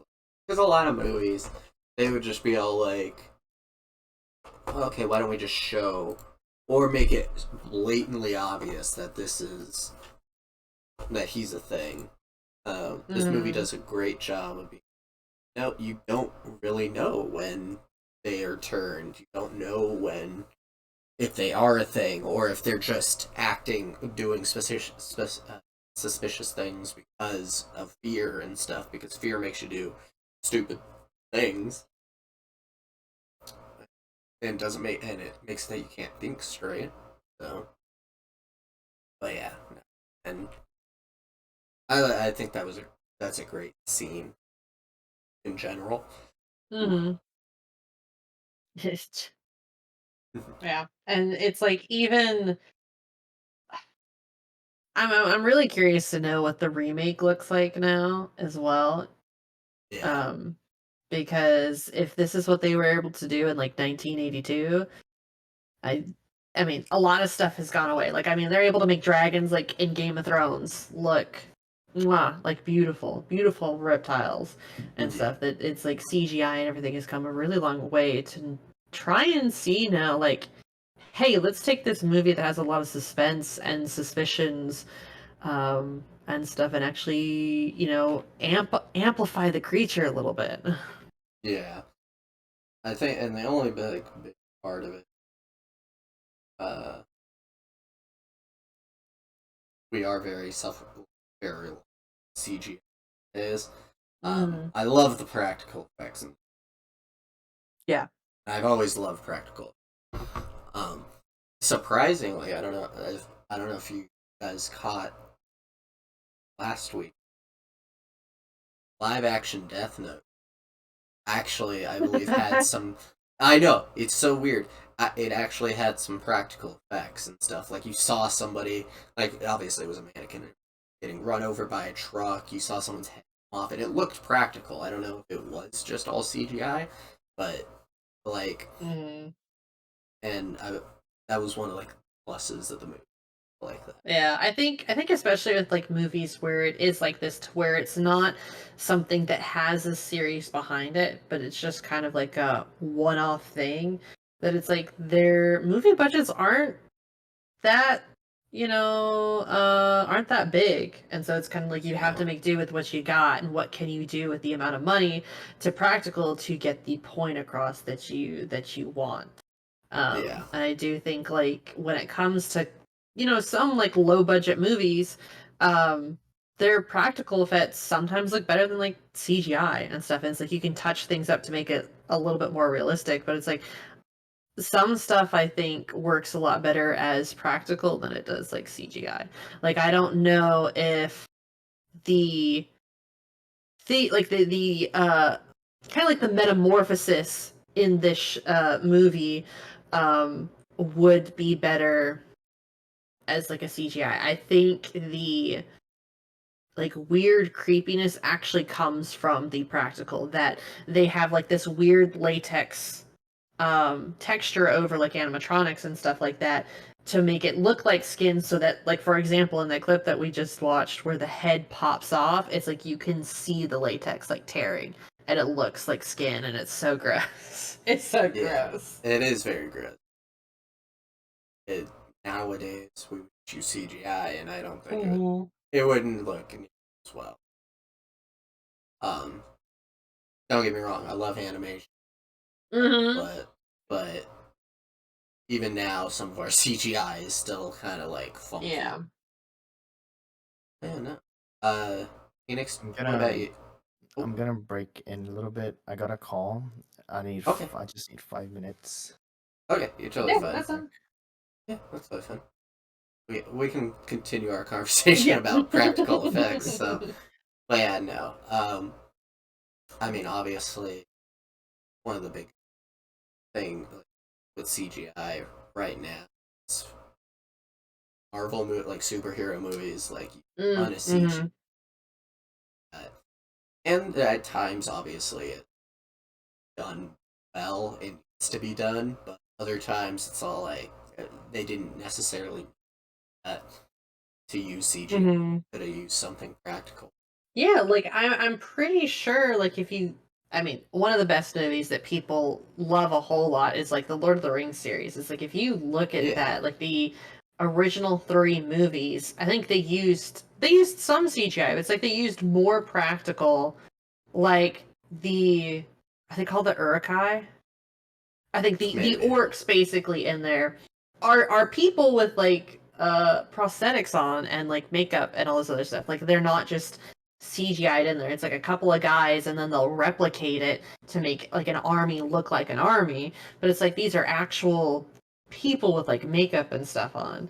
And it's like it's very different when you watch like the trilogy, and then it's like you go watch like The Hobbit or something like that, to where it's like a majority of that is more CGI than it is like practical. And Yeah. it And practical doesn't always age very well, and sometimes CGI doesn't either, but it's like I think practical tends to make a movie age better than CGI does. it does. No, it's 100% does.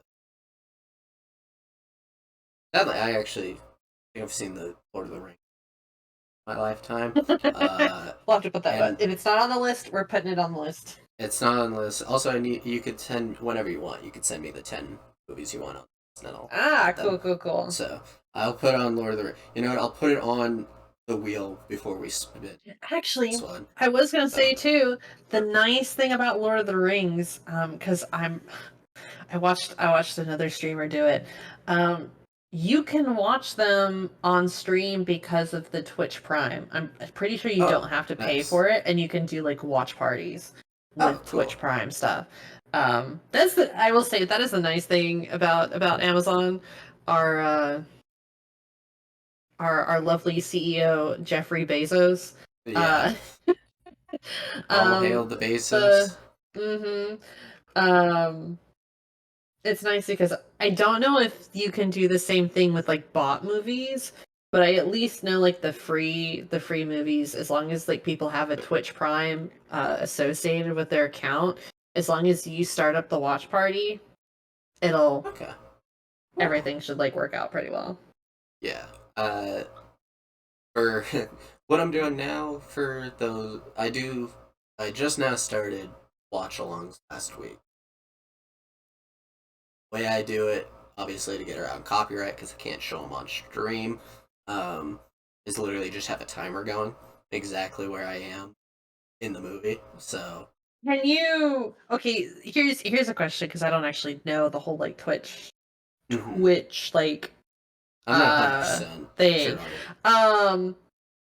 Because I do know like some streamers will watch like obviously, you know, the big one was MasterChef. People used to watch MasterChef, and I know that some people, or at least one of the ones that I'm watching right now, will watch like Survivor, but it's like Australian Survivor. I Hmm. think I could be wrong. I think as long as you delete the VOD afterwards, it's fine. But Yeah, it's like you can stream the stuff, but you can't have a VOD for it. that's So yeah, that's yeah. I mean yeah, I have no clue like how you would like work around that or get around like the stuff. But I have seen like that is one way people do it, to where it's like, hey, everybody who wants to come in and watch this, yeah, we're gonna do this, but there's no VOD. yeah. And then like people like record it and then stick like clips and stuff on YouTube with everything. But This was the easiest solution without me having to everything about copyright law. hmm So I'm all like, I know this will. yeah, I don't it's one have of to those like. things. Yeah. Yeah, No, it's one of those things where it's like, oh yeah, sure, I'll read some copyright law, and then it's like a 36 like page document of like, hey, this is all the things you can and can't do. yeah. Uh, but yeah, no. That way I can get obviously around copyright law 100%. I don't have to worry about it. Mm, Um, and I also it's how I came up with the name. Bring your own subscription. That's the name of the there you go. show. So bring your own subscription. I'm not paying for it. I'm sorry. So, Well, I have seen no. Okay, obviously, people with like bigger streamers will get like bigger things, but I have seen yeah.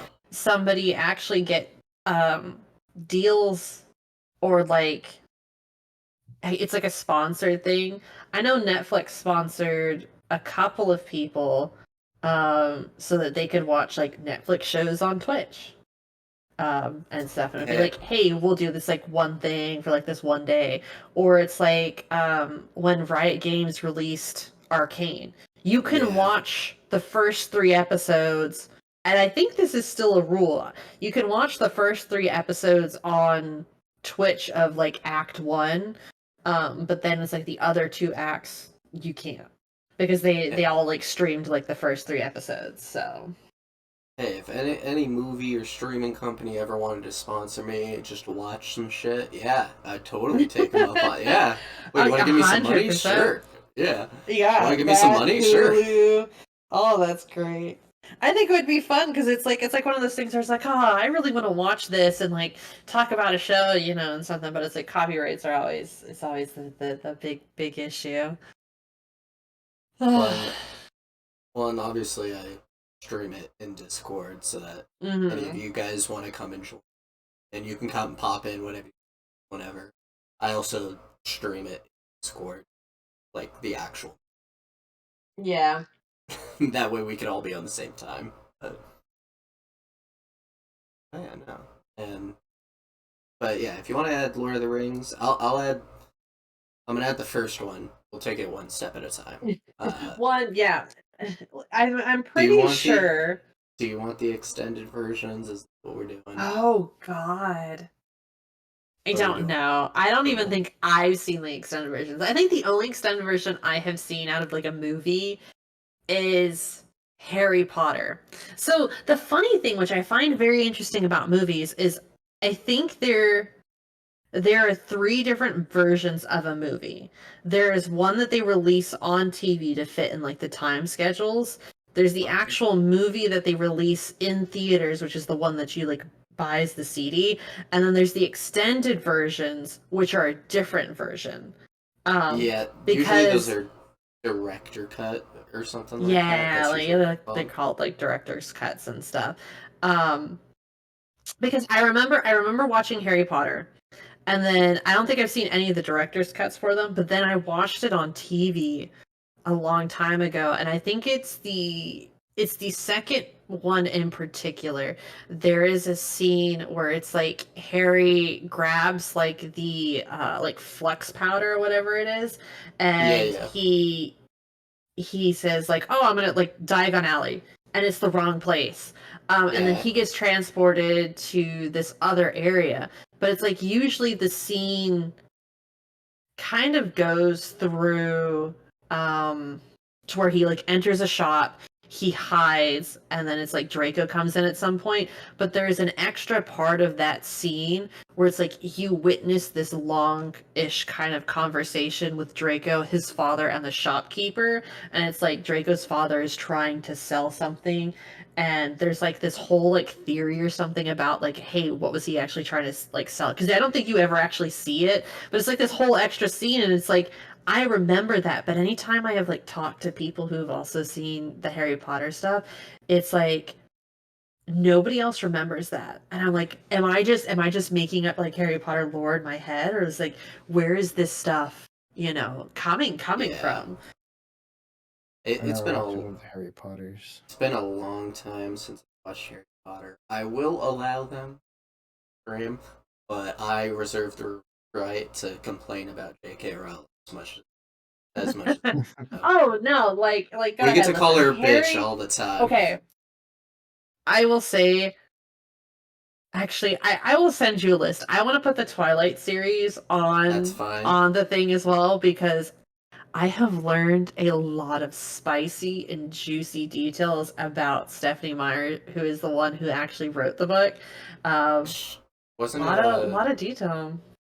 yeah.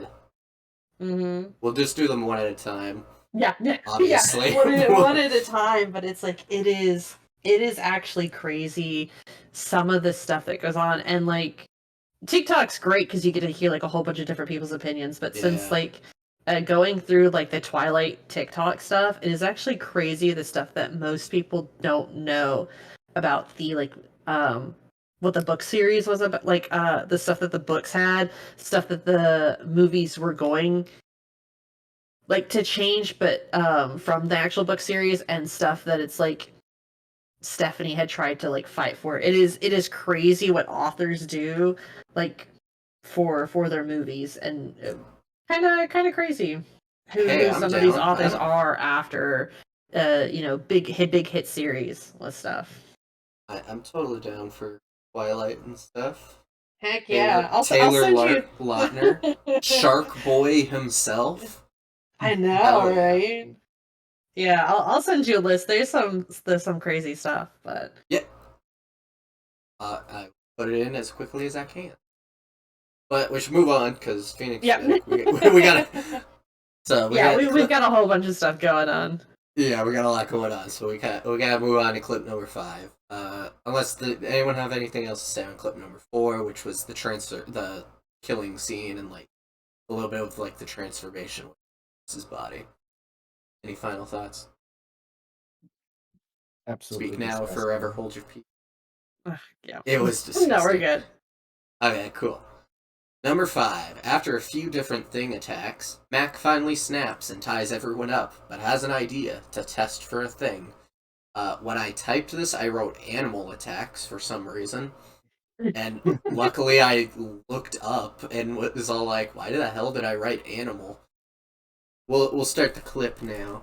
That we can get this. So it's 5 minutes long. Well, it's like 5 minutes long, so we can talk over. Yeah, I'm pretty sure it's like during the whole movie, you are very tense and suspectful of everyone, to where it's like who actually is and who isn't at this point. Because the last Yeah. scene is kind of like we learn that this creature has now almost perfected being a human.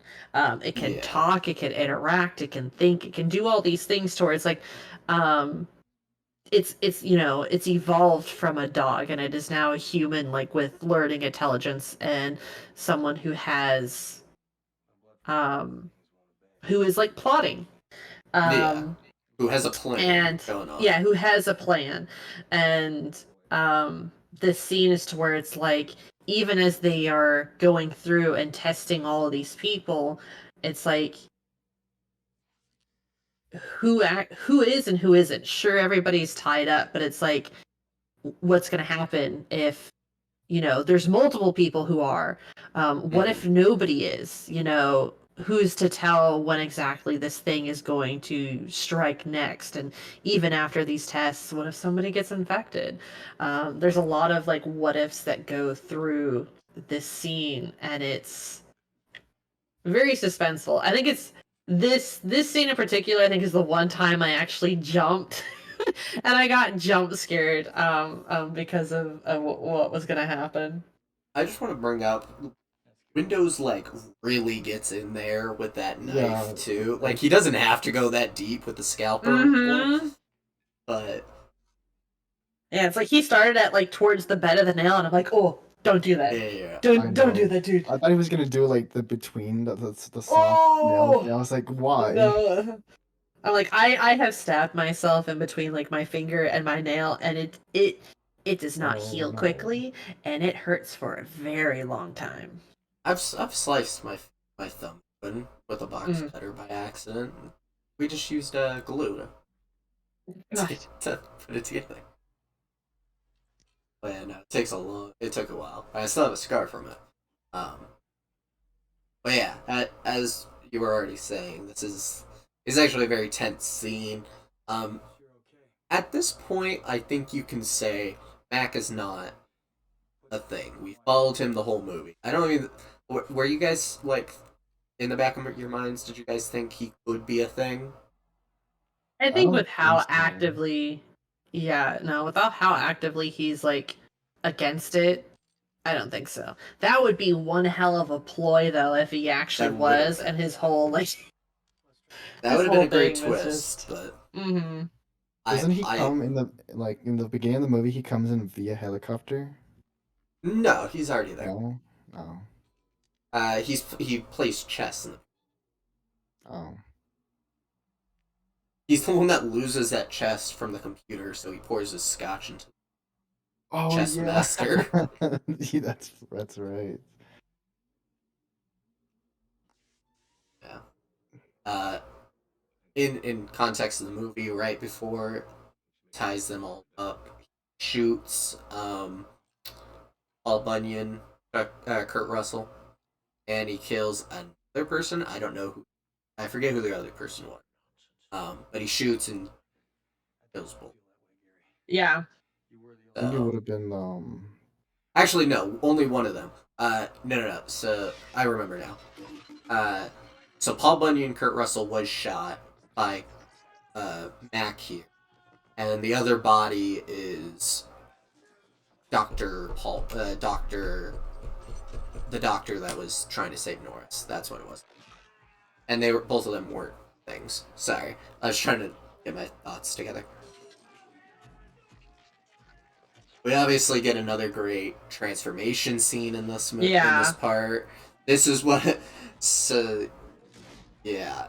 Uh, and he's like It's he's like half turned, half human, which is interesting. yeah.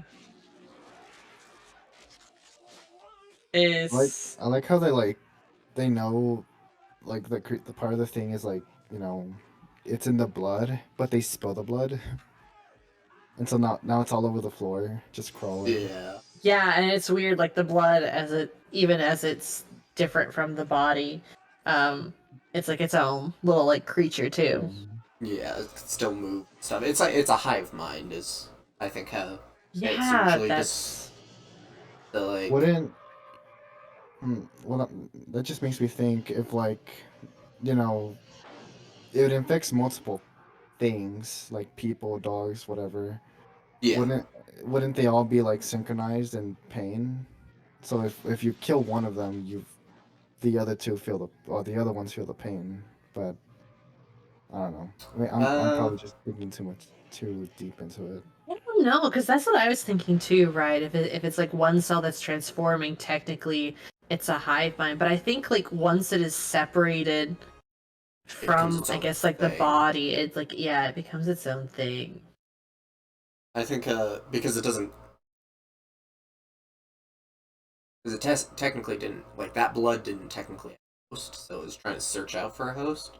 Mm-hmm. Um Mm, so I think how it would work is it kind of have to think of it as like the thing is like a million cells.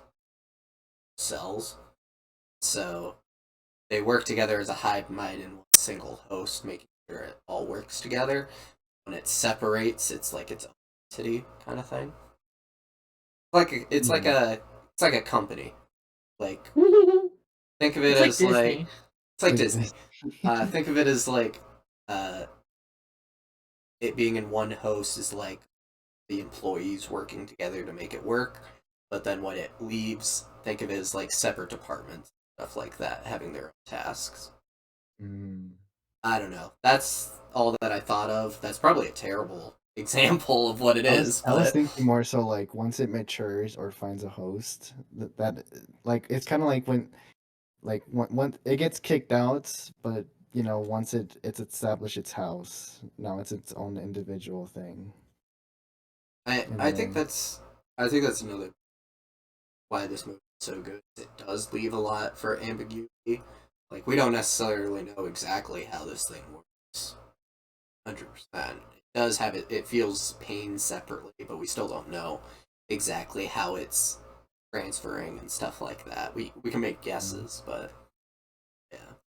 So, I think that's also part of like the scary appeal is it's like you know that it's attacking people, but it's like other than that, really not sure how else it kind of goes about doing stuff. or They're its lucky they're plan or alive. anything like that. Imagine if they were like in the rainforest with a bunch of animals. Yeah. Well, But that's why Dr. Blair at first like kind of goes insane because he when he does the test, he's all like it will only take this long for it to like take over. So, yeah, but yeah, no. Great scene. I guess to bring my thoughts back. The reason Bennings technically isn't the first one to figure out the horrors of the Thing, which is the guy that first got assimilated. Technically, all of them saw the Thing with the dogs. That's why that description is not 100% accurate. But yeah. But yeah, we can go on to the last scene, which is literally the ending of the movie. So after they kill Palmer, they finish testing. That everyone was tested, so they all know everyone in that room is good and not a thing. So they had to, but there was one last person they had to go test, and it was Dr. Blair, who went crazy, destroyed all their equipment, everything like that. So they lock him up to be separated. Now that they have a test to figure out what a thing is, they're gonna go and test him. Well, they show up and they look, and they see that he's not in like the place that they locked. And then they figure out that he's been digging, and this solidifies that he's a thing. And we find out that Dr. Blair is making a spaceship, stuff like that. So basically, what the team decides is just to destroy the station and kind of sacrifice themselves. I guess I'm just summary. Hasn't seen. But yeah, so they decide to destroy the station, and after they destroy the station, the only ones that are living is Mac and Childs. So after destroying the station, Mac and Childs have one final chat. This is what the clip goes into, and we'll start it now. So, literally, at this point in the movie, Mac Fugues and who is it? Gary, like set charges and stuff. Oh wait, no, it's not. It was Knowles, not Fugue. They all set charges and stuff like that. And after that, while Child had to stay behind to watch the dead bodies, but Child's like ran off and stuff. So this is Child's returning afterwards. I know that's a lot to explain all, but yeah. A lot happened Right. between the last and this clip, to be honest. Yeah, it's kind of like the downhill of Yeah. everything. Well, and like, so there's like a big fan theory that, and that's the point of the scene. Like, you don't know if one of them is a thing or not, or if they're both human or anything, and that's kind of the brilliance of this final scene. But the fan theory is that Child's actually a thing at this moment, and the big tell that you can tell that he's a thing is that while Mac's talking, you can see all this smoke or this like condensation coming from when he's talking. But with Childs, you don't see it. Oh. So Yeah, and it's like barely any.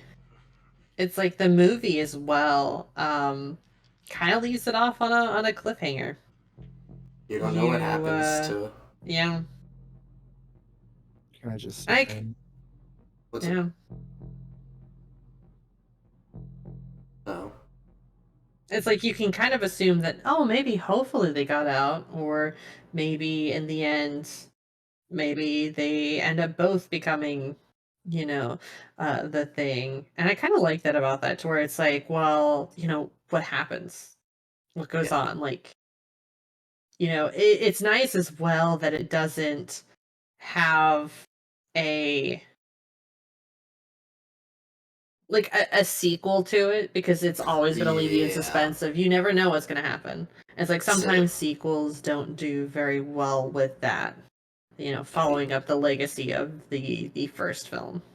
You're totally right. Like, especially nowadays, everything has to be nothing can be standalone. So they always have to have something at the end to be all like, oh, maybe we'll have a second one. Whoa. Yeah. But thankfully, this movie, it's all like, nope, we just wanted to tell this story, here's what it is. Obviously, like, they could have done sequels to this. They definitely could have.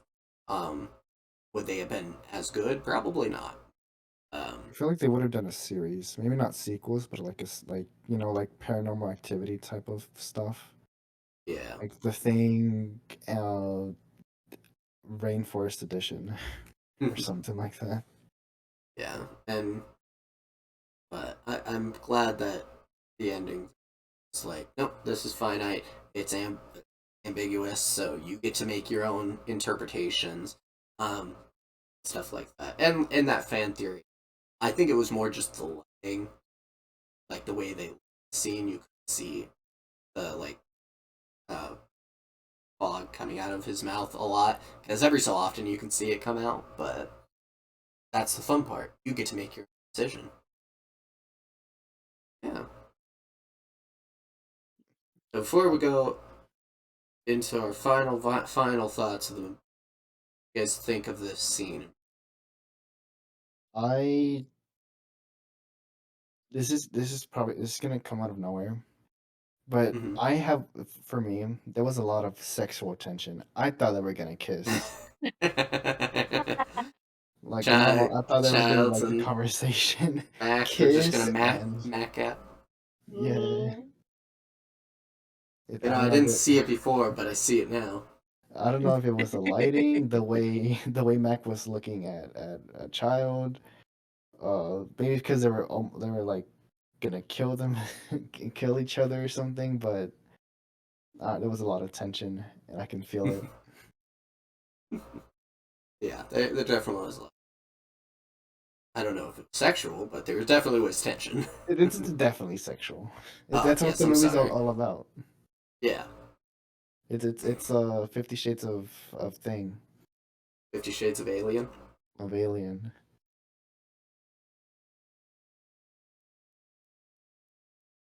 But no, I how do I feel about the this clip? I have to ask myself that question sometimes. I didn't like it at first because I really wanted some sort of conclusion. Like, oh, but thinking about it afterwards, I'm like, I do like that it leaves me with questions, with ends that aren't conclusive, because it just makes you like think about the movie more, and then you go back and watch it. And I think my friend told me like there's like if you go back and watch it, there's like tells of like how when people are things. They're like, oh, it's so obvious now or whatever, but I might be mistaken. They're yeah.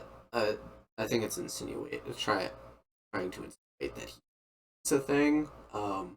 But I think the point of the scene is have it not know. There's like weird tells maybe, but which is great. Your final thoughts about this scene? No. No. Okay, then final thoughts on the movie as a whole. Or move on to Star Wars. I I like it. It is I feel like movies when I think of like a horror movie, this is kind of what I want. I want something that is very suspenseful. And Alien as well, I think like there are certain horror movies in this kind of time period of like the 80s to where it is not just a it's not like a torture movie. It's not like a gore movie. It's not like any of these. It is more based on suspense. You know that there is something there. It is inhuman in nature, and it is, um, and it's just kind of like out there, and you don't know how it works or what it wants or who it's going to attack. And it's like I kind of like I think horror movies like that there should be more of instead of it just being like let's see how many people we can like kill in a movie of like oh the killer's going to like stab everybody or something like that. I kind of like Mhm. movies like this where it is amongst the people. Yeah. Okay. Yeah. No, that's awesome. Phoenix, what about you? Final thoughts on the movie? Um, I'll agree on the horror part. I'm not a huge fan of horror. Uh, I actually don't like to watch it by myself because I do very poorly with the jump scares and stuff like that, and like the super gory stuff, like uh what is the purge, like all those killings and stuff. I do Mm. very poorly with that, but not so much with this one because I know it's like fake. It's just like the tentacles, they creep me out. Um, Other than that, like yeah, I love suspenseful stuff. Like just it, it's not very obvious. Like oh, it's not just one thing; it's multiple things. It's not like Among Us. It's like oh, there's one killer or there's one alien, so we have to figure it out. Yeah. Like no, it's like it potentially could be everybody. Potentially could be nobody. That's the whole point of the movie. You don't know, and I Yeah. like that. It keeps me. Uh, it retains my attention, and I like it. Yeah, obviously, final thoughts. I agree with you guys too. Very suspense, very great movie. John Carpenter did a great job with this movie. If you're not a horror fan, but if you are a horror fan, uh, you'll know that the director of this movie, Carpenter, created one of the most iconic horror franchises in the world. Uh, Halloween. Seen Oh those? yeah. So I have this Mhm. not. was the John Carpenter. I think this was before Halloween came out. Then moved on. He did like full on do horror, Halloween, and everything like that. And you see a lot of that suspense and stuff in Halloween. Like literally, there is a killer. You know who it is. Like you know it's Michael Myers, stuff like that. But in Halloween, plays with that suspense well because like you can literally see Michael in the background of shots when it's not even like he's like the focus of the scene. So, um, I think he learned a lot from this movie. Um, yeah, no, it's a great movie. Uh, I do like the gore and stuff. I'm fine with like, oh, kill it, like kill as many people, like get a bunch of kills and stuff like that. Um, and I'm fine, and I like psychological as well. I'm not more. I personally don't enjoy like horror stuff that's been coming out because I don't know. We only like now in our day and age we've gotten like oh this horror movies need to like have some like lesson or some shit mixed in with it for some reason. Whereas I'm fine with like I just want a fun horror movie where people that are terrible people get killed and that's it. Like I don't know. So but I still really enjoyed this movie and it was definitely very good. Thank you, Phoenix, for picking. No problem. Happy y'all enjoyed it. And but I don't know. Well, we don't really have too many horror movies on the list at the moment. Um, but come October, a whole bunch of horror movies we're gonna be Strictly watching. horror movies. Probably a lot of it, at least. We're gonna be watch a bunch of movies. We'll do plenty of watch along. Probably different movies. I love Heck yeah. Halloween, and it's the perfect time. And we'll do some. It's not gonna all be like adult, like gory stuff. It's a lot of it's gonna, a few of it's gonna be like, oh, let's watch Nightmare Before Christmas because it's creepy and It's stuff. both But it's a like, Halloween movie and a Christmas movie. Two for yeah, one. we'll watch stuff like we'll watch Halloween Town. Maybe. I We'll watch a love few different. Halloween Town. It's not gonna all be Oh adult like gory Except yeah. stuff. the last So one. The last one sucked. yeah, but Do you guys ever yeah. watch Twitches? Is I've that saw the twin clips. witches? Twin It is. Witches, yeah. It's the one with oh my gosh, what's their name? They were really big Disney stars way back in the day. I saw the Oh my ads at the God. time. I never actually officially. I think I Oh my maybe God, who watched was it? clips and I enjoyed it, but that was it. But yeah, and I'll be putting together. I'll be talking to you guys about that too. I'm gonna try and get a list of horror movies, stuff like that. Um, Yeah, it's Tia. I believe her name is Tia Mowry and Tamira Mowry, and then nice. they were identical twin sisters. Yeah, I saw the clips so much, and they had Mm. Twitches too. Yeah, Well, like I said, I don't think I've actually seen. I'll watch a lot of the sequels for stuff because it's like the first one's great and then the sequels never really live up to the hype of the other one. Yeah, but I like to watch it to make fun of it That's a because good I thing. know it's not gonna be good. I'm like, look at this, look at the trying to do. Get out of Mm. here.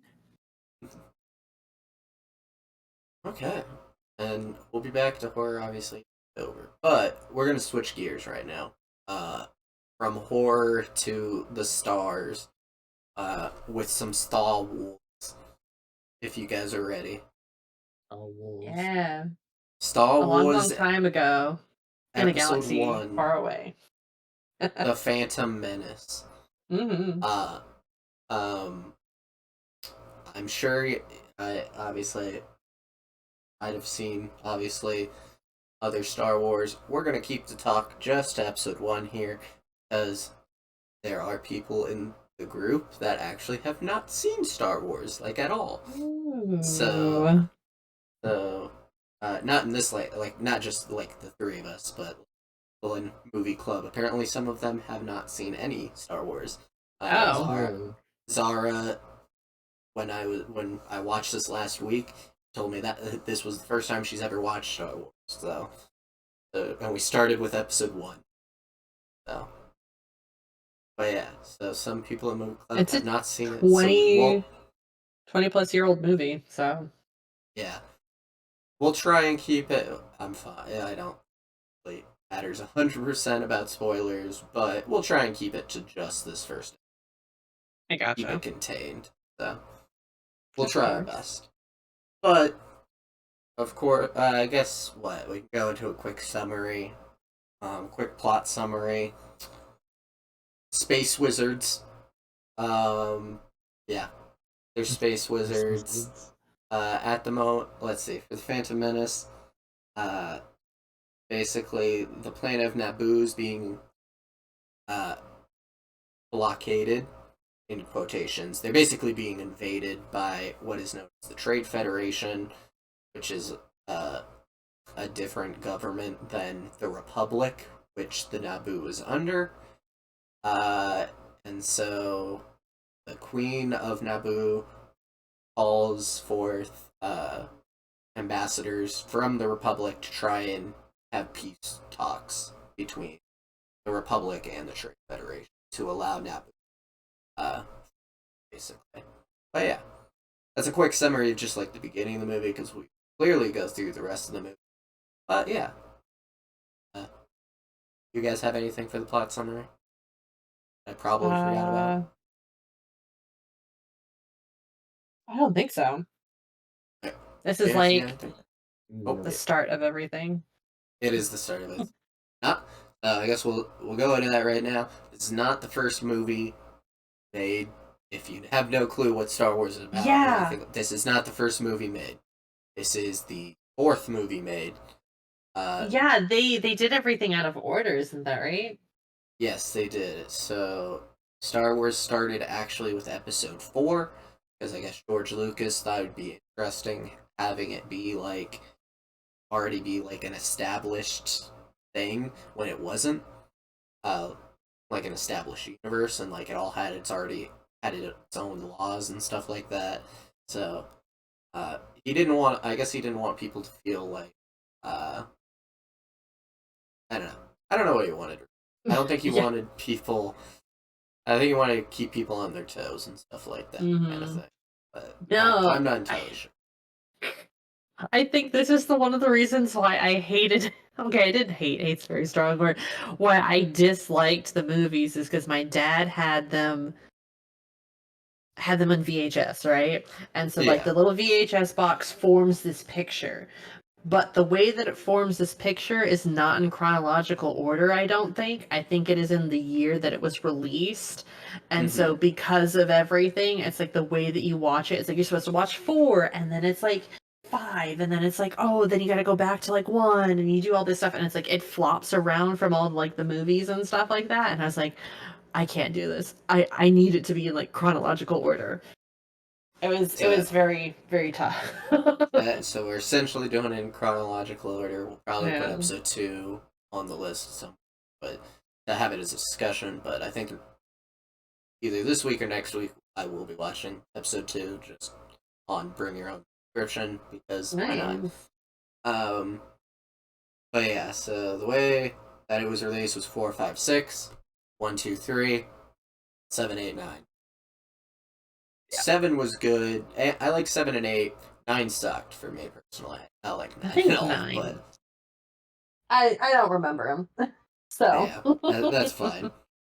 Uh, but yeah, no. That's like the order that these. But we're starting with episode 1, so we're gonna do this chronologically. So even if you know stuff that happens in later movies, try and keep them to yourself for the time being. We'll get to them at some point, I promise you, and we'll talk about it on Bring Your Own Subscriptions, and so don't worry about that.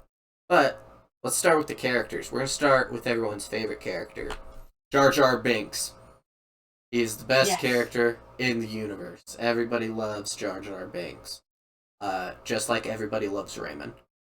But anyway, he's portrayed by Ahmed Best. He's a resident of Naboo who was saved by Qui-Gon, making him have a life debt to Qui-Gon. So, thoughts? What are you guys' thoughts on this character? He's very ugly. He is the comedic relief of this whole entire movie.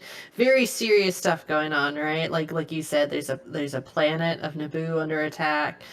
Stuff's going on. It's like a very serious, like, hey, we've got to play like this political game, and then Jar Jar is just there. He is the comedic relief. It is hilarious, and there is, I don't know if it's actually in the slides, but there is a conspiracy theory that I know about with Jar Jar.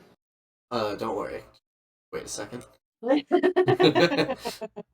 uh, but yeah, so he's most decisive character, I think. You love him or hate him. A lot of fans hate him, sure, just because they had the original trilogy, so they had their own mindset of like what the world's like. And then George Lucas threw in Jar Jar in this once this new trilogy was announced. This is like the first new character, so it's like a lot of people did not like Jar Jar Binks. I think he's fine. I don't hate him, but I don't love him, kind of thing. So yeah. What you guys have any final thoughts on Jar Jar Binks, or is what I'm I'm good. okay? Sounds good. Do you like him, Night Shift? Not really. That's totally fine. Well, okay. I like as comedic relief. I like him Mm-hmm. as a character, design wise. He's atrocious. I don't like it. I It's think hard he on my is. eyes. You can't stare into his souls that stare his eyes that It's stare into your staring into soul. my soul, dude. I cannot. So it is funny that once again we get a really great pairing of movies. Obviously, we just did The Thing, and now we have Star Wars. Both alien movies. Both of them get picked. I don't know how at the same time. It's fate. And forget, and obviously both completely different genres.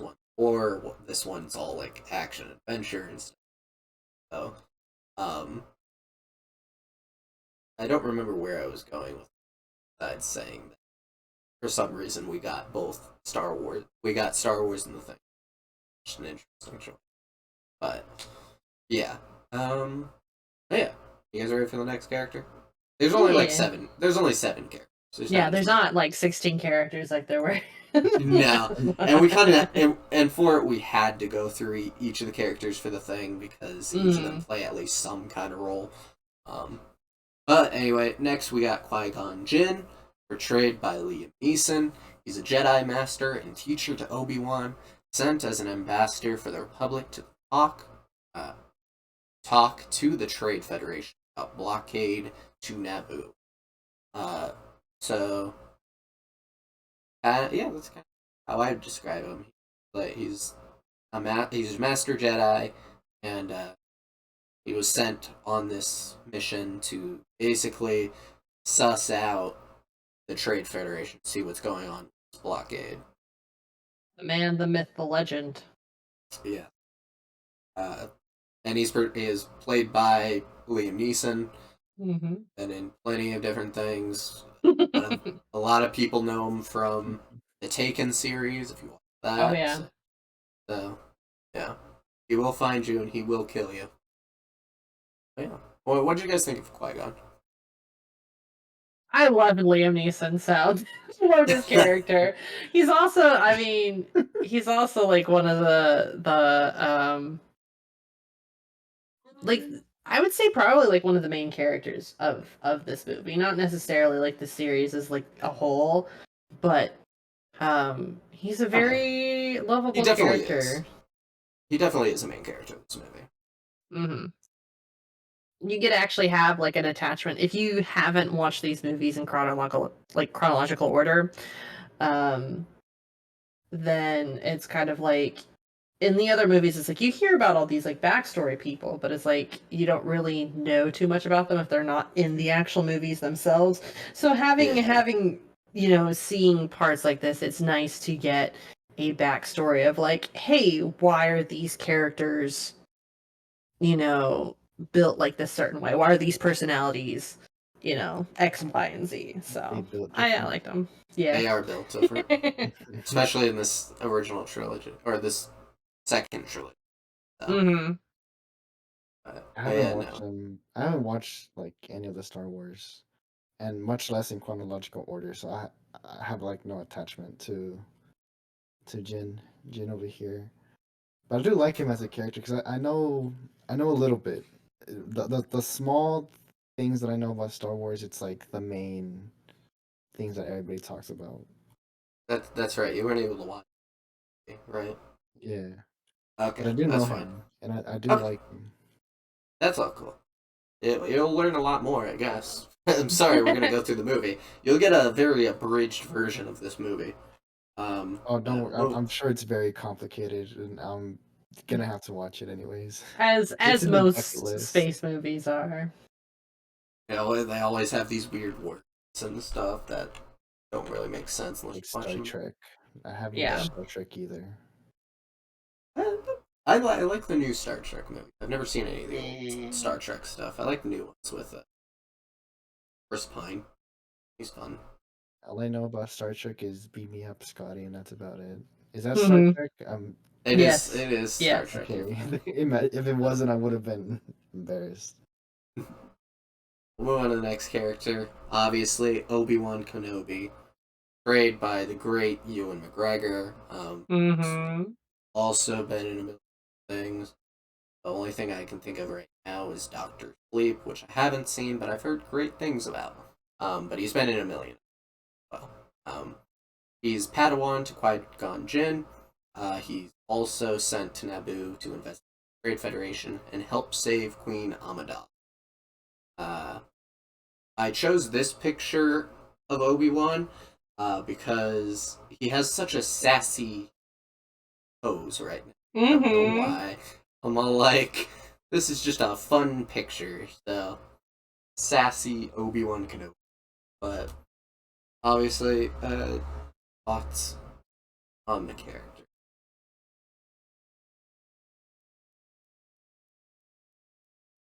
Either of you go first. Well, I was like trying to look at the stuff that Ewan McGregor did. I actually find it interesting. A lot of these like big movies that like we're currently watching, I feel like I think they're very memorable, and it's also very popular. So it's like these, I think, actually skyrocketed a lot of the like actors and stuff they definitely career when it comes to stuff, because it's like he's had stuff before he did Star Wars. Like he was in like ER, and there's like a couple of good like 90s movies that he was in, but it's like definitely big series like these, when you develop and become like these characters, if you hit it off on the right track, the like it'll skyrocket everything. And I think him being a young Obi-Wan Kenobi is, it's very weird to see, because usually from like all the Star Wars memes, I think it's when he's like a little older, and I think he actually has like a bit of a beard or something going on. I was about to bring that up. This is Yeah. Babyface. Yeah, this is Obi-Wan Babyface, Kenobi. and so it's kind of like, oh, he's a little cutie Babyface here going on. So, So but I did I like actually. him. I do too. I did Google, because we'll talk about Queen Amidala and age wise when we get to episode 2, stuff like that. But I did Google their ages, or like what the characters' ages are supposed to be, and apparently there's like a 10-year gap between this first movie and the second movie. Oh, Yeah, so that's it. Like 10 years have passed. That's why he has the beard. He looks way better with the beard. Oh, yeah. Babyface is not it. So, but yeah, Phoenix. I know you obviously haven't seen this movie, but you know a little bit about Kenobi. I thought Obi-Wan Kenobi was the other guy. No, that's The Qui-Gon. This is his. That's his teacher. Obi-Wan Kenobi. no, not him. Like the iconic Oh no, like that's Star Anakin. Wars guy. And I was like, oh, Obi-Wan Kenobi is the main character. Wait a minute, that's not him. Plus, also, like again, I know I'm more familiar with beard and flowy hair than whatever this guy, whoever this guy. It looks like they just picked him out of the street or something. You mean rat tail Obi-Wan Yeah, Kenobi like here? what is Babyface that? rat tail? Babyface Rat Tail Kenobi. That's what they called him in high school. Yep. He looks like a senior. Like Senior in high school. this is his senior Picture. pictures that he needs to do. It looks like he plays football or something. I don't know. But this ain't it. He plays football, but he's also a theater kid because of his sassy pose. Oh, that's true. Yeah. So, but yeah, no. He's a iconic character of the series. He was. His character was also in the trilogy and everything like. So that now about what happens, but he plays an important role in the Star Wars. So, yeah, and this is just like it's our first time. Technically, if you watch it in chronological, this is our first time meeting Obi-Wan Kenobi, seeing how he grew to be a master and everything like that. Because so he's still a Padawan, which if you don't know, Padawan basically means student, a Jedi student. So he's not officially a master till, spoiler alert, at the end of this movie. He then becomes a Jedi master. How do you become a Jedi Master? Pass their training, and also the council then has to agree. Oh. I think it's like it's a process. It is a whole process. It is a whole process. So sometimes it's like, oh, the council decides. Sometimes it's like just your master decides when you're ready to become. Oh, it's one of those things where they always change the rules, huh? Yeah, it's not Mhm. consistent. So for reasons, but once Yeah, again, you don't get to become master because I don't like you. So. yeah. Oh, The don't worry. council will decide your fate now. Don't worry. Well, when we get more into this trilogy, I'll complain about that shit later on. It's like the Zelda timeline. Mm-hmm. Except Yeah. much more complex. Yeah. Oh yeah, no. That's Obi-Wan Kenobi. Even if you don't know Star Wars, you probably have heard that name. Everybody knows Obi-Wan. Yeah. So we'll Not go to this the guy, next the other one. guy though. Yeah, the other guy. We'll move on to the next character. We have Padme Amidala, portrayed by the absolutely gorgeous Natalie Portman. Anyway, she's Queen of Naboo, but is undercover as a handmaid to Double so that she doesn't get targeted for assassination. Does that make sense? Writing wise. Um, Yeah, you'd think they'd no. kill like the handmaids first and then go after her, right? Yeah, maybe. Yeah. Well, I meant more of how I wrote it. I know that was kind of Ah, confusing. I gotcha. Yeah, Phoenix, does that make sense of how I just wrote it? So she's the queen, but Yes. she has a Under, job as a handmaiden she's to her, undercover as a handmaid. so that Yes. she doesn't get killed. Yes. She has a double that plays the queen, but she's not actually the queen. That makes sense. I've Yeah. heard more complex. So, which also, like, we'll talk about. Well, actually, we can talk about it now. That whole plot of her coming out as actually being the queen of Naboo is kind of just thrown in there. They don't show like any. They don't give any hints or anything like that throughout this movie to make it insinuate that she is the queen and just like playing a cover. Uh, Yeah. so they kind of just throw that. They Hail Mary it. I don't know if it lands or gets caught, but they kind of just like it's kind of random. They throw that into the movie. Oh, obviously, Natalie Portman, gorgeous woman, been in a million, also a million other things especially after this. Thoughts on Padme? Not really. Yeah, this is kind of like her introduction because I think she does come back in like the rest of the series, doesn't she? Yeah, in the next two. Yeah, yeah. So it's a nice introduction to her character, but I do agree that it's kind of like there's nothing that leads up to the fact of like, oh hey, she's the actual queen. Yeah, it's really just thrown in there when she's Which doing I peace mean, talks. I guess it's good because then it's like you don't really want to suspect her as the queen because then it ruins the whole like double, and people are like, oh, if she's the actual queen, then we'll just assassinate, her Yeah, as a I mean handmaid. So, it was a great you know, plan. It was a great plan. I don't know if it's good for a movie.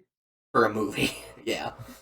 So, but yeah, so this is just her introduction. She is very strong, independent, stuff like that. And she does make a lot of the decisions, obviously, behind the scenes because um, it's told that, oh, the queen decided this type thing. And then it turns out that she is the queen. But yeah, we'll move on to the next character. Another rat Oh, tail. another rat tail. Yeah, I couldn't find a good. There was not a good picture size wise, so I chose another rat tail. Anakin Skywalker. Yeah, he doesn't have a rat tail throughout this entire movie until literally the last 3 minutes when he becomes a Padawan. Then, so I guess if you become a Padawan or a Jedi, you have to have a rat tail at some point. It's your canon event. So, love that movie. Anyway, this is Anakin Skywalker. In this movie, he's portrayed by Jake or Jack. I don't know. Sometimes it's Jake, sometimes it's Jack Boyd. Um, we'll never see him again after this movie. Not because he's like a bad actor. They just age up characters, so they get a new actor. So, which in later ones, it's Hayden Christensen, who's this is Anakin Skywalker's like his most known role. Sorry, that was a tangent. But anyway, he's a force-sensitive child.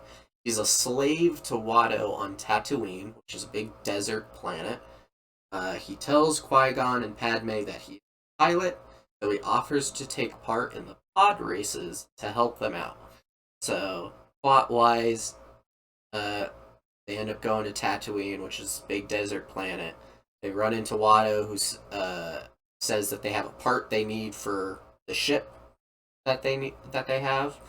Um, so basically, Watto and Qui-Gon make a bet, and so if Anakin wins the pod races, he gets Padme and Qui-Gon get that ship part. Yeah. What are thoughts on Anakin? He's like Obi-Wan Kenobi's like son. That's what it looks like to me. All Jedis Here- are the same. Here's They my have the child. same. They have the same haircut and rat tail. Either that or Don't that's like his younger self. Yeah, don't talk to me or my son ever again. Mm-hmm. Oh, yeah, no. So mad. I don't want to be in this movie. This is all promo shots too, so they kind of had to just sit there or stand there for a second. I didn't know he was a slave. That's interesting. Yeah, so they still have slavery in this world, and slave on Tatooine. This might Him be and spoilers, him and but his like, mom. does he get like psychological damage because he was a slave, or like in this movie or in later movies, or is that just I like a mean, fact that happened? he doesn't really get psychological damage because he was a slave. He gets psychological damage because of other stuff. Oh, So, not because he was a slave. Basically, he lived on this desert planet, so I don't know. It's kind of lawless out there. It's run by a mob family, mm.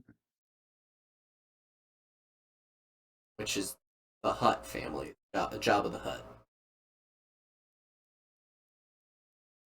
But yeah, so any final thoughts on Anakin here, little Annie? Little Annie. No? Oh, I like Big Okay. Annie or Bigger Annie. They'll be bigger Annie. Don't worry, that's in the next movie. Okay, next we have the last of the good characters, or like good guy characters.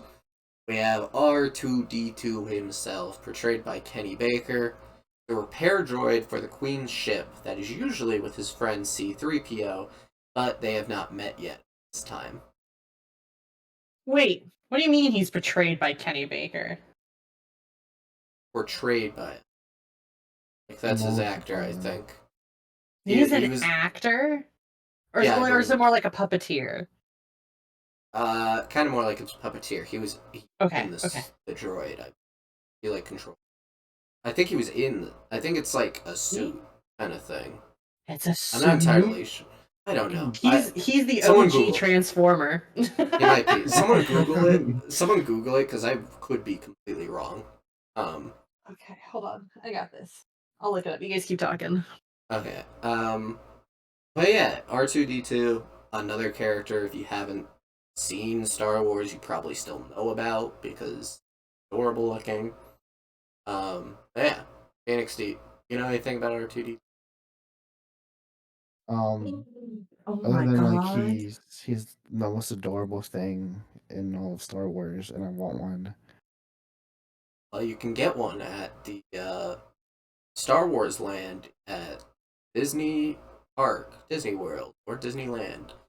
Whichever one has the Disney Edge or I the want- Star Edge. See, this is what. Okay. Sorry. Yeah. Oh. Yeah, no, go ahead. Okay. So yes, he was inside of R2D2. It was not a puppet. There's actually somebody inside the costume, going about and doing it. Not only did Kenny Baker play R2D2, he also played as additional roles throughout the series of Star Wars. And at one point, nice. Which you'll get later down the line is like one of I think the later episodes. He plays an Ewok. Oh, okay, yeah. Makes sense.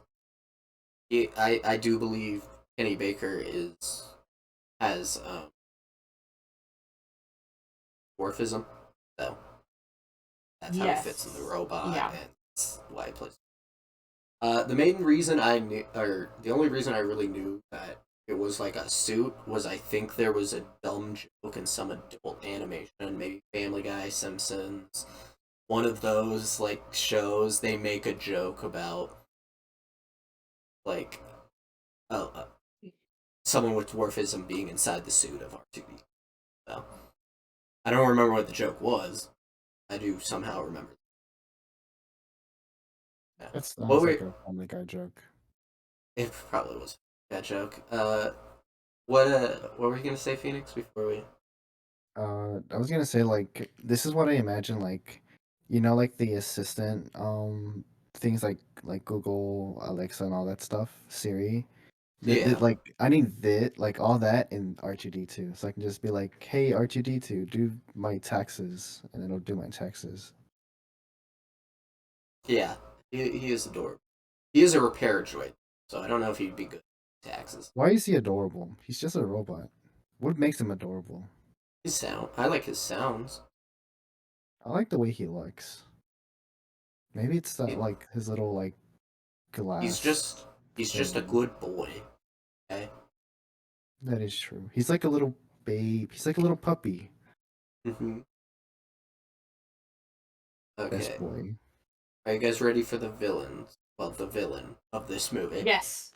Okay, so we Yeah. will now talk about the villain of this movie, Yes. Sith Lord Jar Jar Binks.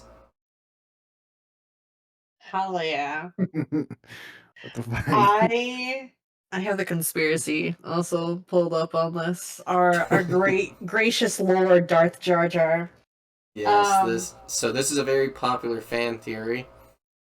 So Yeah, you take it away. Take it away. Take it away. Yeah. So I just wanted it as a joke. So yeah, so for those that are interested in this theory and where it actually comes from, apparently this theory originates from a Redditor named Lumpo Waru. Shortly before the release of the Star Wars The Force Awakens, he, I guess, started to rewatch and just constantly watch the movies. And as he was watching this one, he started to notice a lot of very interesting character reactions and features that Jar Jar had.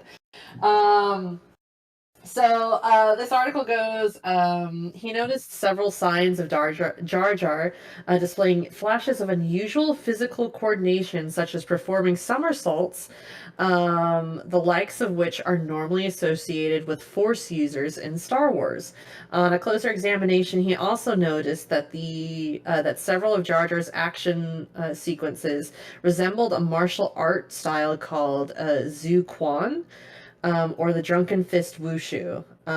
Interestingly, during the Battle of Naboo in the Star Wars Phantom Menace, the one that we're currently talking about, you probably might have a scene in here too. There are a handful of moments where Jar Jar shows preter.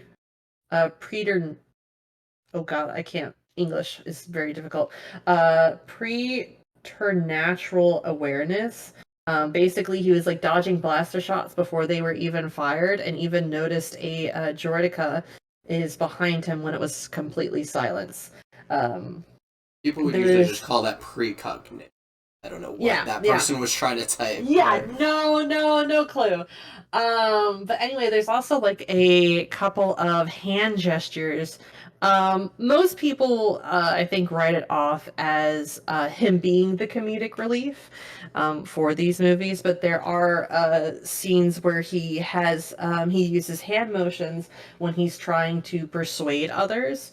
And he performs them in scenes that promoted where he's promoted to like bombard general or senator, and stuff. So it's like all these like very like kind of like talky scenes where he does like these hand signs and stuff that I think most other like force users would also like use to kind of use the force to do something forcey. But there are all these kind of things that this guy has discovered.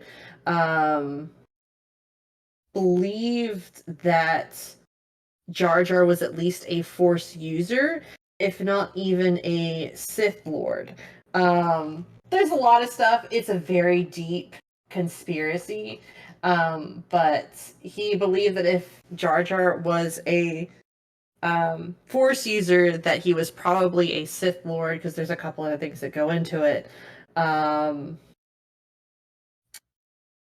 That him being the comedic relief, obviously you wouldn't think of him as being a Sith Lord, because Sith Lords are evil. And how can Jar Jar, who is, I think he's actually shown to be very clumsy throughout the movies, is how can someone this clumsy be a Sith Lord? And it is a very deep theory. A lot of people believe it. Has never been confirmed, but also hasn't been denied. Frankly, I could believe it. What you know? What to save the newest trilogy they did, they totally could have had Jar Jar come out and be like the Sith Lord and like mastermind about it all, and I totally would have loved it. I would have loved it so much more. That ninth movie, I would have loved. But like, oh, that's awesome. I don't even give a shit. But, yeah, I think the reason why this guy believes that he could be an actual Sith Lord is because there are scenes in like later movies where it's like he's interacting with like some people that are later shown to be like Sith Lords or part of like the Sith forces. So it's something that is mainly, I think, in this first movie, but throughout the other movies that he appears in, it could be considered, hey, something's going on with this guy. Yeah, and we'll definitely go over that. We'll probably bring this up every episode that we watch. So, but yeah. Sadly, he's not actually the villain of this episode. The villain of this episode is actually Darth Maul.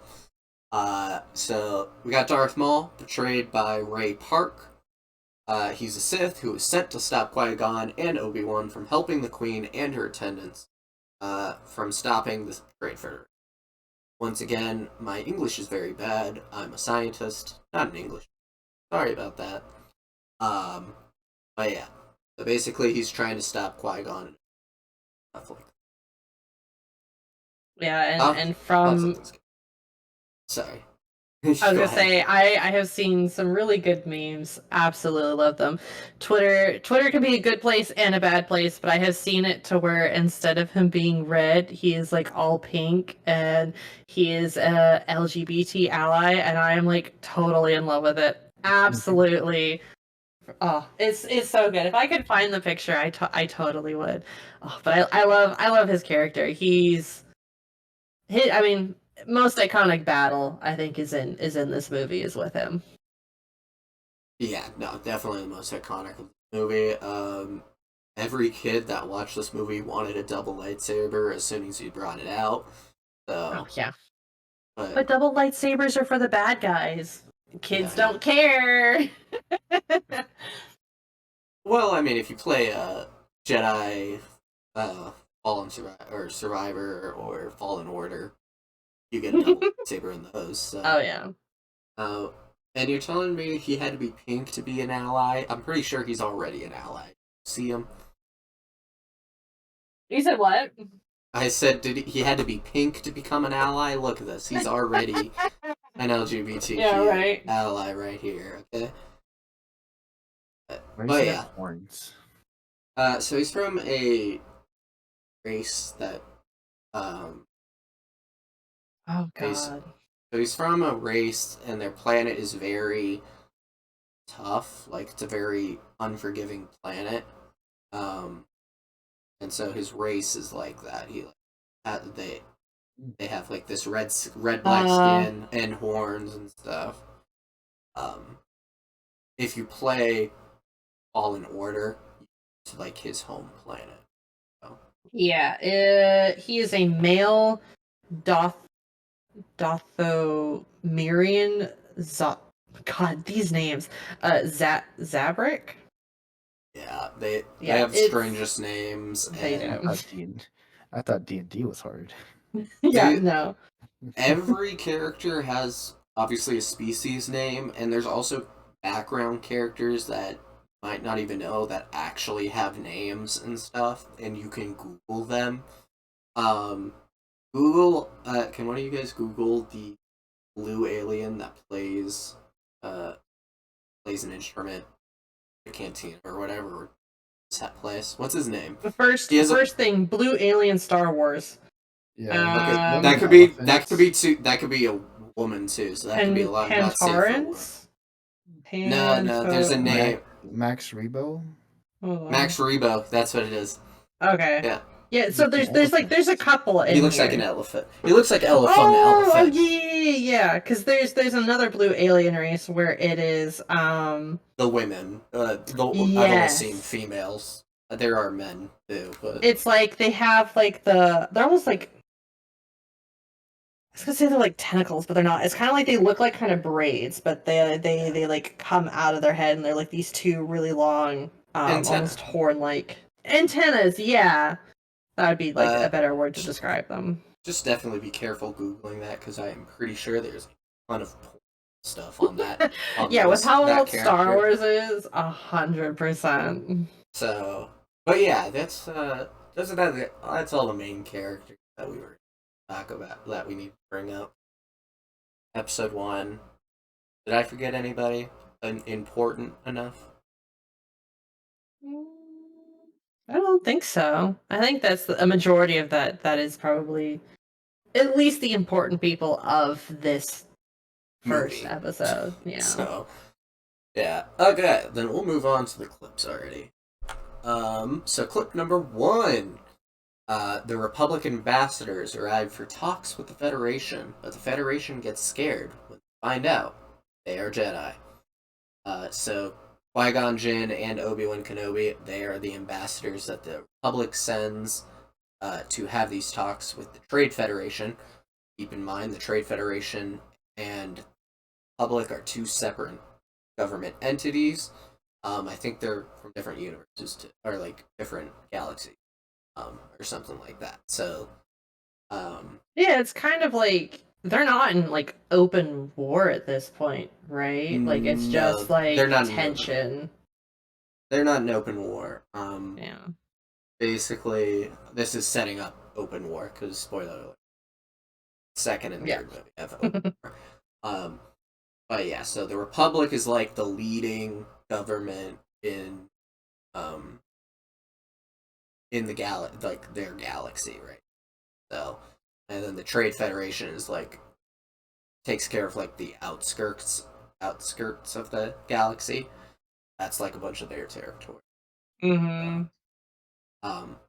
But yeah, and so the Federation has sent ships and stuff to blockade Naboo, which is a Republic planet, and they're blockading like supplies and everything to the planet and posing tax tariffs and everything like that. Basically, they're not invading; they're just blocking supplies and stuff.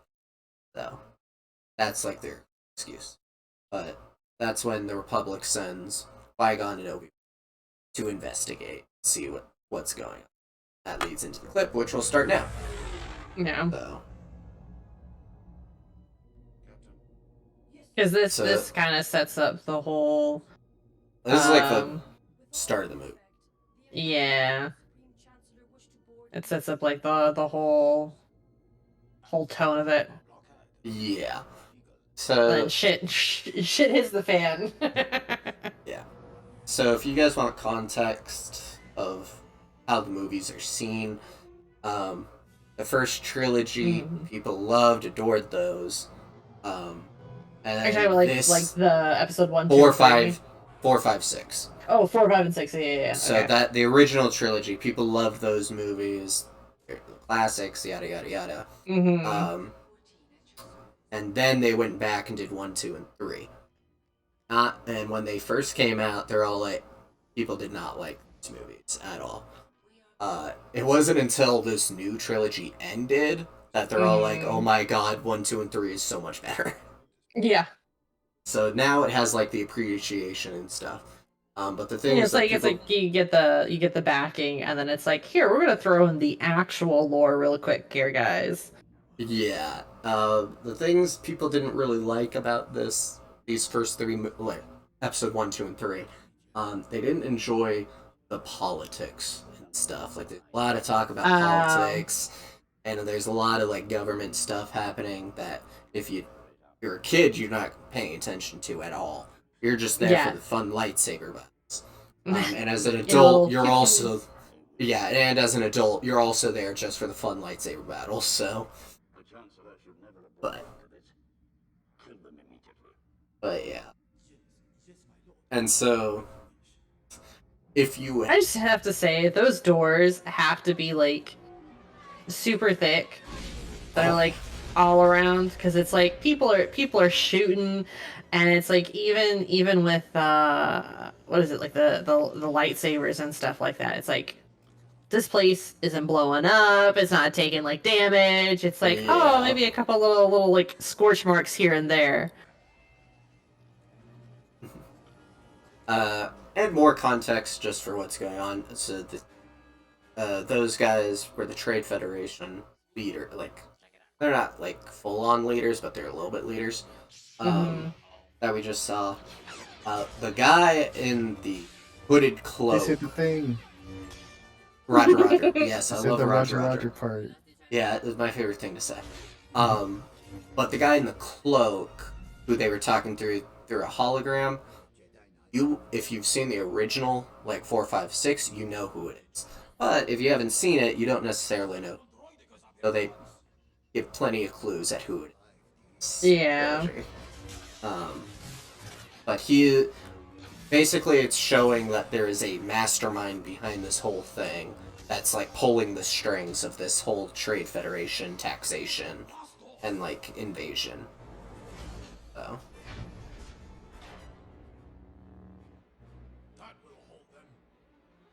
also we'll ignore the fact that they are kind of like not great like I don't know. They're not great like aliens and stuff. They kind of do some stereotypical voices for these characters. Hmm. So we'll just ignore that fact for now because I can't have that conversation. But yeah, I love these droids, the Droidica. They're pretty cool. Hmm. Those were my favorite like new from this like trilogy. So What the hell? yeah, They have they're kind super of speed too.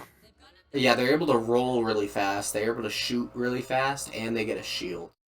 I was talking about the Jedi. They like just zoomed Oh out of there. yeah. Yeah. They have super speed. Sorry. They're space wizards. They could do Apparently mind. so. They could do mind tricks, and they're also super fast. They have super speed, Hmm. stuff like All I that. knew was like the Force, and that's about it. Yeah. I didn't know they had super speed. That caught me off Well, guard. that comes with the um. I'm I'm gonna like plug this in now. If you guys have ever played the PS2 Star Wars Battlefront 2, that's an amazing fun game. Star Wars. It's Is totally worth that giving a try out. is that the new one? It's not the new one. That this was for the Okay. PS2. The new one's fun too. Battlefront 2 is also pretty fun. There's a whole controversy like loot boxes and stuff with that. But uh, there's like the original like PS2 era version that's really fun. There is a PC one on Steam for that, and that's like really fun. You get to play all these different droids, and you can play as the freaking clone troopers from Attack of the Clones and all that. It's pretty cool. But yeah. Thoughts on this opening scene besides Phoenix being like, "Oh, they have super speed." This And is the and true. This is ooh, the and initial. look at all the pretty lightsaber colors. Yeah, it's the initial ooh ah of the movie. This is what you're gonna get. That's it. Everything else is political. Yeah, a lot of it's political. There's a beginning, middle, and there's an end where stuff happens, and the rest is all politics.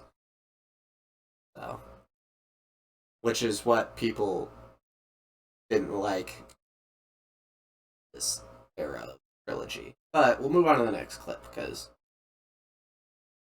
we at least get a little bit. This is a little bit. Um, this isn't a big scene, but it's fun enough. So, clip number 2 is the Jedi meet Jar Jar Binks, takes them to the Gungan City.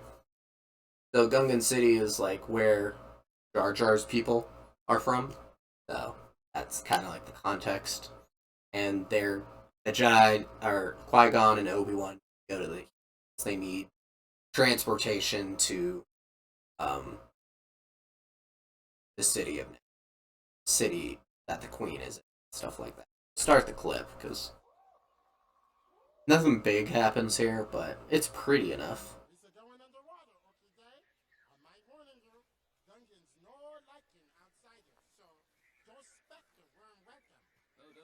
Telling you, watch Jar Jar, and you'll know the conspiracy is real. Yeah. It's not a theory. I feel like It's Jar the Jar is truth. like putting up an act.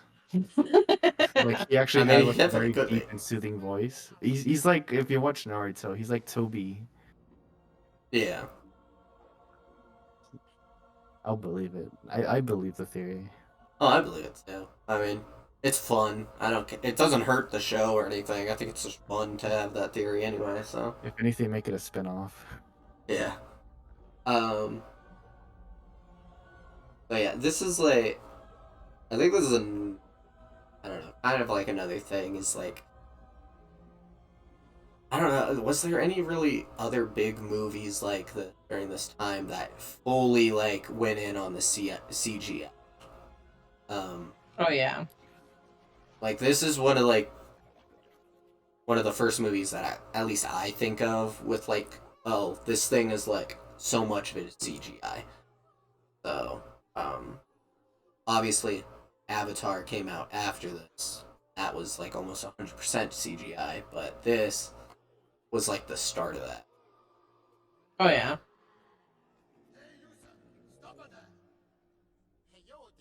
And it doesn't look bad necessarily. No, I mean you can definitely tell it's dated, but it's like this is like peak for its time, and Yeah, even no. beyond it, that it was still like no one could ever do more than Star Wars. Oh, yeah, no. This is like I think they at the time of this that they used the most CGI. Like almost every scene has at least one thing with CGI. So, um, but yeah, which is good, especially with Yoda, because I believe at first they did CGI on Yoda. It was a puppet, and the puppet looked terrifying if I remember correctly. For like they tried to use just like a puppet in this first movie. It did not look good. CGI for Yoda actually does look great.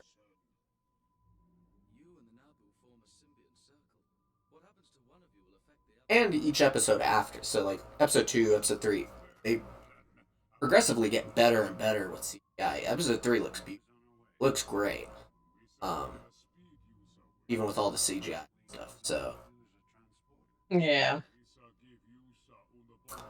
this is obviously a good showing of the Jedi mind trick and stuff like that. So, which if you don't know, Jedi's are able to literally like manipulate your mind, make them agree, like make you think stuff. Um, if you're weak-minded, if you're strong-minded, it doesn't. Make you more agreeable. Yeah, You guys said that if you become a Sith, your skin turns pink or red or whatever. It like turns pale. Like you become like the a weird, sickly. yeah, basically like the will like takes over. Your eyes will turn yellow. That happens a lot. Mm-hmm. Is Jar Um, Jar's yellow? Let's compare and contrast. his isn't yellow, but I think he's so strong that his physical features don't change. He's so strong as a Sith Lord that his physical. He's such a Chad Sith Lord. He can't change. Well, I was also just gonna in like say like uh if if being a Sith like means your skin turns red, that his like skin is redder than everyone else's because everybody else's is like orange. well, in the newest trilogy, they kind of leaned away from that too, because there was Sith in there that just didn't change it. Their eyes weren't even yet. So who knows? It's one of the things that changes. Like sometimes your like physical features change, and then sometimes you don't. What do you guys think of the Gungans? I think it looks pretty fun. Like it looks good. It's really cool for an underwater city. Um, yeah, if any of you guys played the Lego Star Wars games, big fan of No. those. The newest one, oh my god, that was hell to 100%. But I 100%ed it because I guess I hate myself a little. But uh, it had over 1,000 collectibles, Oh my god. and Oh and god. there was like so. Have you either of you guys actually played a Lego game? No. Yes, but maybe very briefly. So you know the bricks that you have to like. There's bricks and stuff you can collect, and like you usually Yes, yeah, get one for yeah. completing a level and stuff like that. Yeah, there was over Mhm. three. Oh, there's 1,300 over that much Oh god. Is in that the newest makes me one. wonder if like that is the amount of like building one of their Star Wars like Lego things. It's like, oh yeah, to build R2D2, it's like 1,000 pieces or something like that. Some of those things are like pretty bonkers. Yeah, they Also do look very cool. expensive. They're very Mm-hmm. expensive, but they look cool as hell. So if you can afford it, try it. It's really fun. I'd rather build Um, a Gundam. uh, but yeah, no. Lego games are iconic. Always support I always support the Legos. And that the newest one, while it may take a long time to 100% it, it's really fun to play through, and you go through every single movie. So, from all three trilogies, you do trilogy 1, 2, and 3. Pretty cool. Interesting. Yeah, and they have a Gungan city, so that's what my thought process was. That's why I started talking about that. Um, yeah. Anything else on Gungan City or Jar Jar, or thoughts in general? Penny, for your thoughts. Um, Not thoughts, just questions. But Okay, yeah. What's your question? so they went to go meet the council, and they're in charge of the tariffs, or what was No, no, happening? no. So this is the Gungan city. They're not. They live on Naboo. Um, they have nothing to do with the tariffs and stuff going. The Trade Federate, that ship that they were in, that's the Trade Federation. They're the ones doing the tariffs and stuff. The ones with the racist accents. Those are the guys giving tariffs. Tariffs. Yeah. These guys, they just live at in on the planet Naboo in the like the sea or Baker, and they don't really connect themselves to the people that live on land. So yeah, that council was because Qui-Gon and Obi-Wan needed to basically ask for transport to go to the on land city like place, uh, the above ground city, and they needed transport, so that's what they were talking to them. Oh, Yeah, all and right, that's why he does the mind trick so that they agree to give them transfers. all right. I got it. See, Okay, I got this movie so far. Not too bad. yeah, it's not too bad. Just a lot of politics on the back end. So, clip number two. This is pretty far. This is like a big jump into the movie. The three and four are connected, basically, of clips. This is the pod. So the pod race begins, determining the fate of Anakin and the Naboo.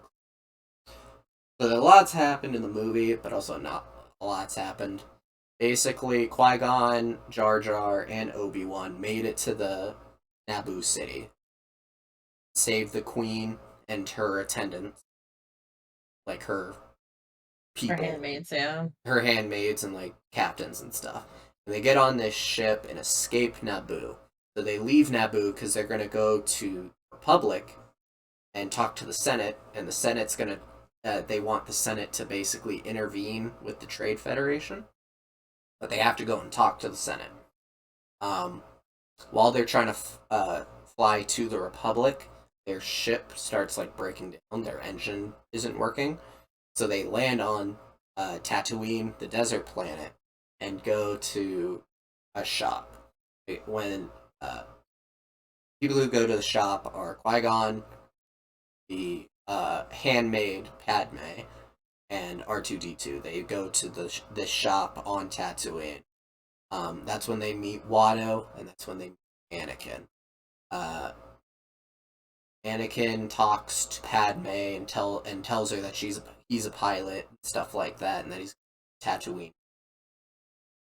After some stuff happens, they find out that Watto does have the part that they need, but the money that they have, which is Republic credits,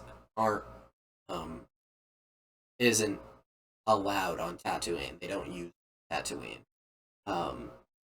So basically, they have no money, can't buy the part. So after talking to Anakin, they agree to let Anakin take part in the pod race, and they make a bet with Watto. So Qui-Gon makes a bet with Watto and says, if Anakin wins the race, I get a ship part that we need, ship engine. And you will free Anakin from his slavery and basically give him to me. So that's the bet that's going on for this pod race. Any questions? No. And so A lot that's of stuff like going on. there's a lot of stuff going on. But that's the context of why they're doing pod race.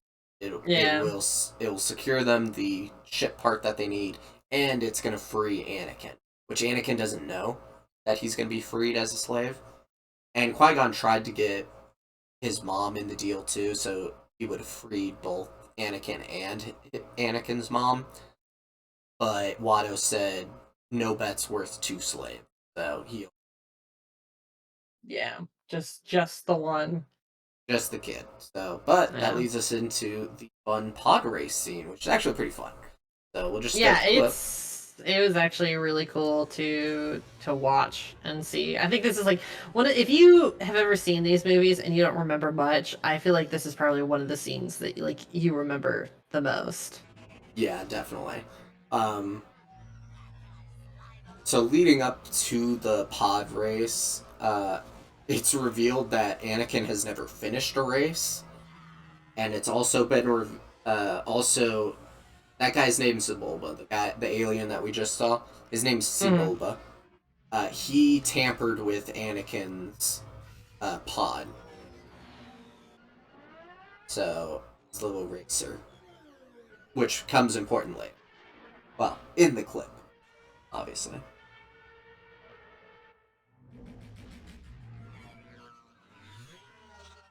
Yeah, I love the fact that the pods are basically just giant jet engines attached by like measly strings. Yeah, they really are. Well, and I love in this race, there's that group of people watching the race, and they're just standing at like what is a ramp essentially, which is funny. The only safety they have. Those are the sand people. They're the sand. Oh, I guess also in context, it didn't show, but Anakin's pod didn't start immediately. He had to like fix it real quick. And this guy's also stalled, and then it explodes. It's hilarious. Yeah, I love it. What the? Yeah. But yeah, so Watto bet on Sebulba, which is the asshole guy. Oh yeah, and we got droid. So these are pit droids. They help in the. They're like pit crew. They're so and they're tiny and cute. They're the most adorable androids. Or Oh yeah. yeah. They kind of look like little just like walking mushrooms. Yeah. Okay, I guess R2D2 and C3PO meet, but they're not in many scenes together. Um, Also, it's weird because they didn't give C3PO a chassis, like just like outer casing, Yeah, and they he's just bring like a that up bunch of wires. Yeah. yeah. And it gets brought up in the movie. That's why I didn't think he met R2 because I thought he didn't go outside, but I guess he's at this race.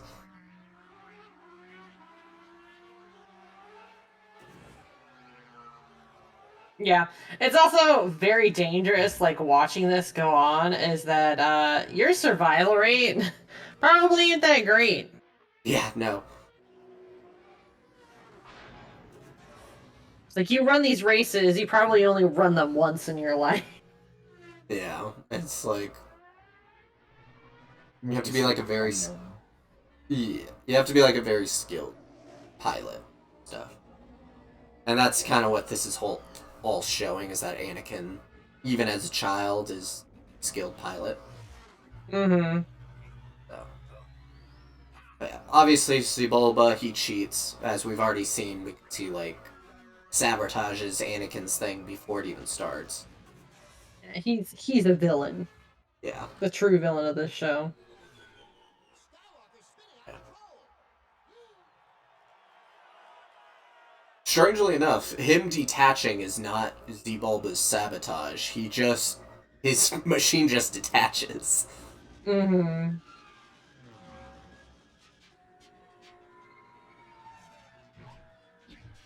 I do like that Anakin just has the fucking magnet stick with him. He's all like, "Yeah, I knew this was gonna happen," and just attaches it. It's cool, but it's funny It's as like, well. hey, gotta have this just in case, you know. And Hoarder's we can just mentality.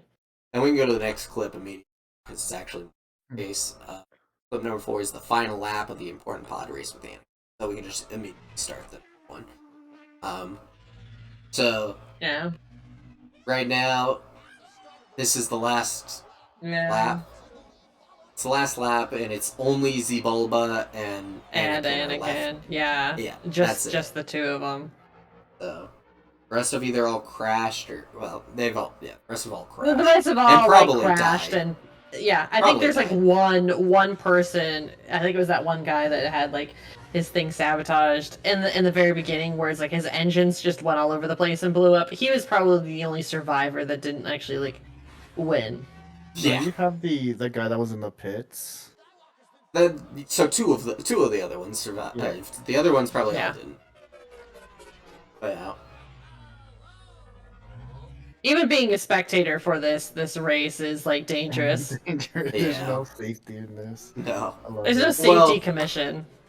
Well, I mean, if you're in the stands, yeah. If you try and watch for free and just sit, like, on the track, of course it's not going to be safe.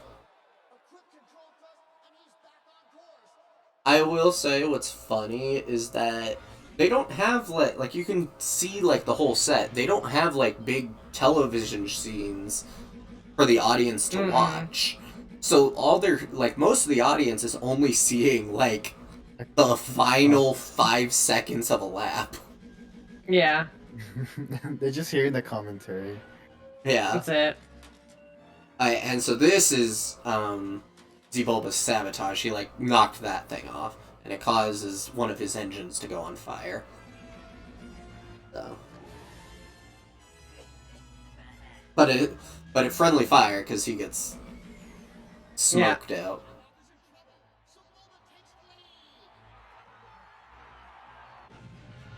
And it's definitely a very tense moment because you're like, well, you know, is he gonna win? How's he gonna win? Because his thing's been sabotaged. What is he gonna do? Yeah. It is cool that he like has basically like has a vent that closes so it makes it that no air goes through, makes the fire go out and stuff. It's pretty interesting. And now he basically has to jump start his engine. Yeah. This is basically like Fast and Furious 20. Yeah, this is Yeah. Fast and Furious 3096. It's not the car, it's the driver who drives the car. Who's Mhm. doing Well, the driving. it's about family. It's about family. Yeah. I mean, it does show how better of a mechanic Anakin is because Mhm. his pod stalled out in the beginning, so everyone else drove ahead of him, but he was able to catch up. So that's how much better his pod is.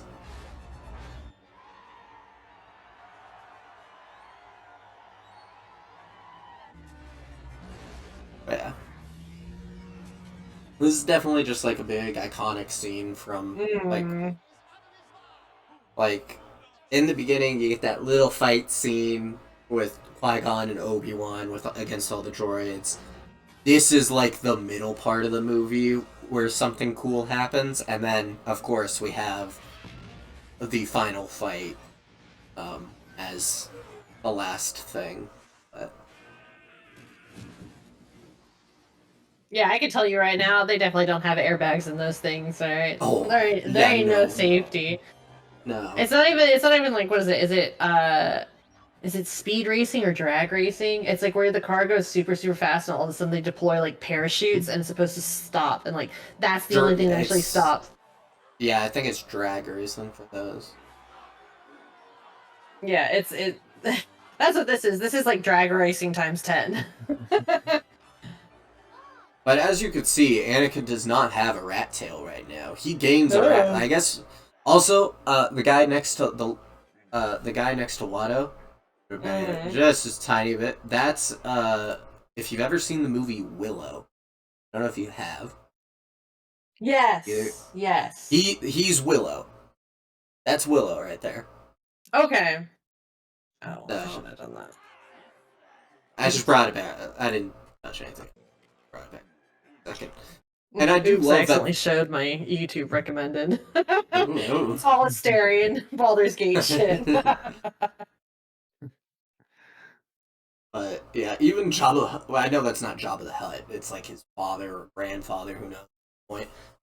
Is like, I don't even care about this race. Why am I here? He just sleeps Mhm. through the whole match. Yep. But yeah. So thoughts. What do you guys think of the pod race? Pod race is fun. It's suspenseful. It's action.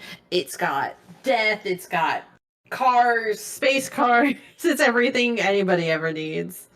Yeah, it's definitely awesome. I love this scene. What about you, Phoenix, who has not seen this movie besides now these scenes? I like it. I thought it was super funny. Like in the clip number 3, like I think minute like 115, like this little alien like drives into a rock, where you hear like the tiny scream. Yeah, it's the so I believe that's the classic Wilhelm scream that I think was actually popular. I don't know if it was the first time they ever used it or if it was just made popular, but there's called what's called the Wilhelm scream, and that's iconic in the Star Wars universe. But it's a scream that a lot of movies have used, stuff like that.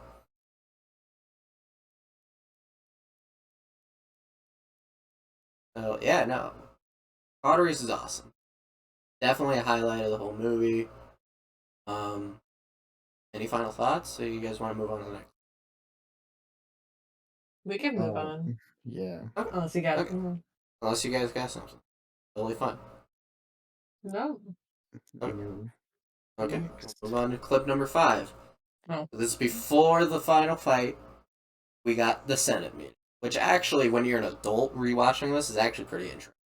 Um, so, so obviously we saw Anakin win the pod race, which means they got the part to repair the ship, and Anakin was able to go with Qui-Gon. So they go to what's called Coruscant. That's like where the Republic is home bases, is what the planet called Coruscant.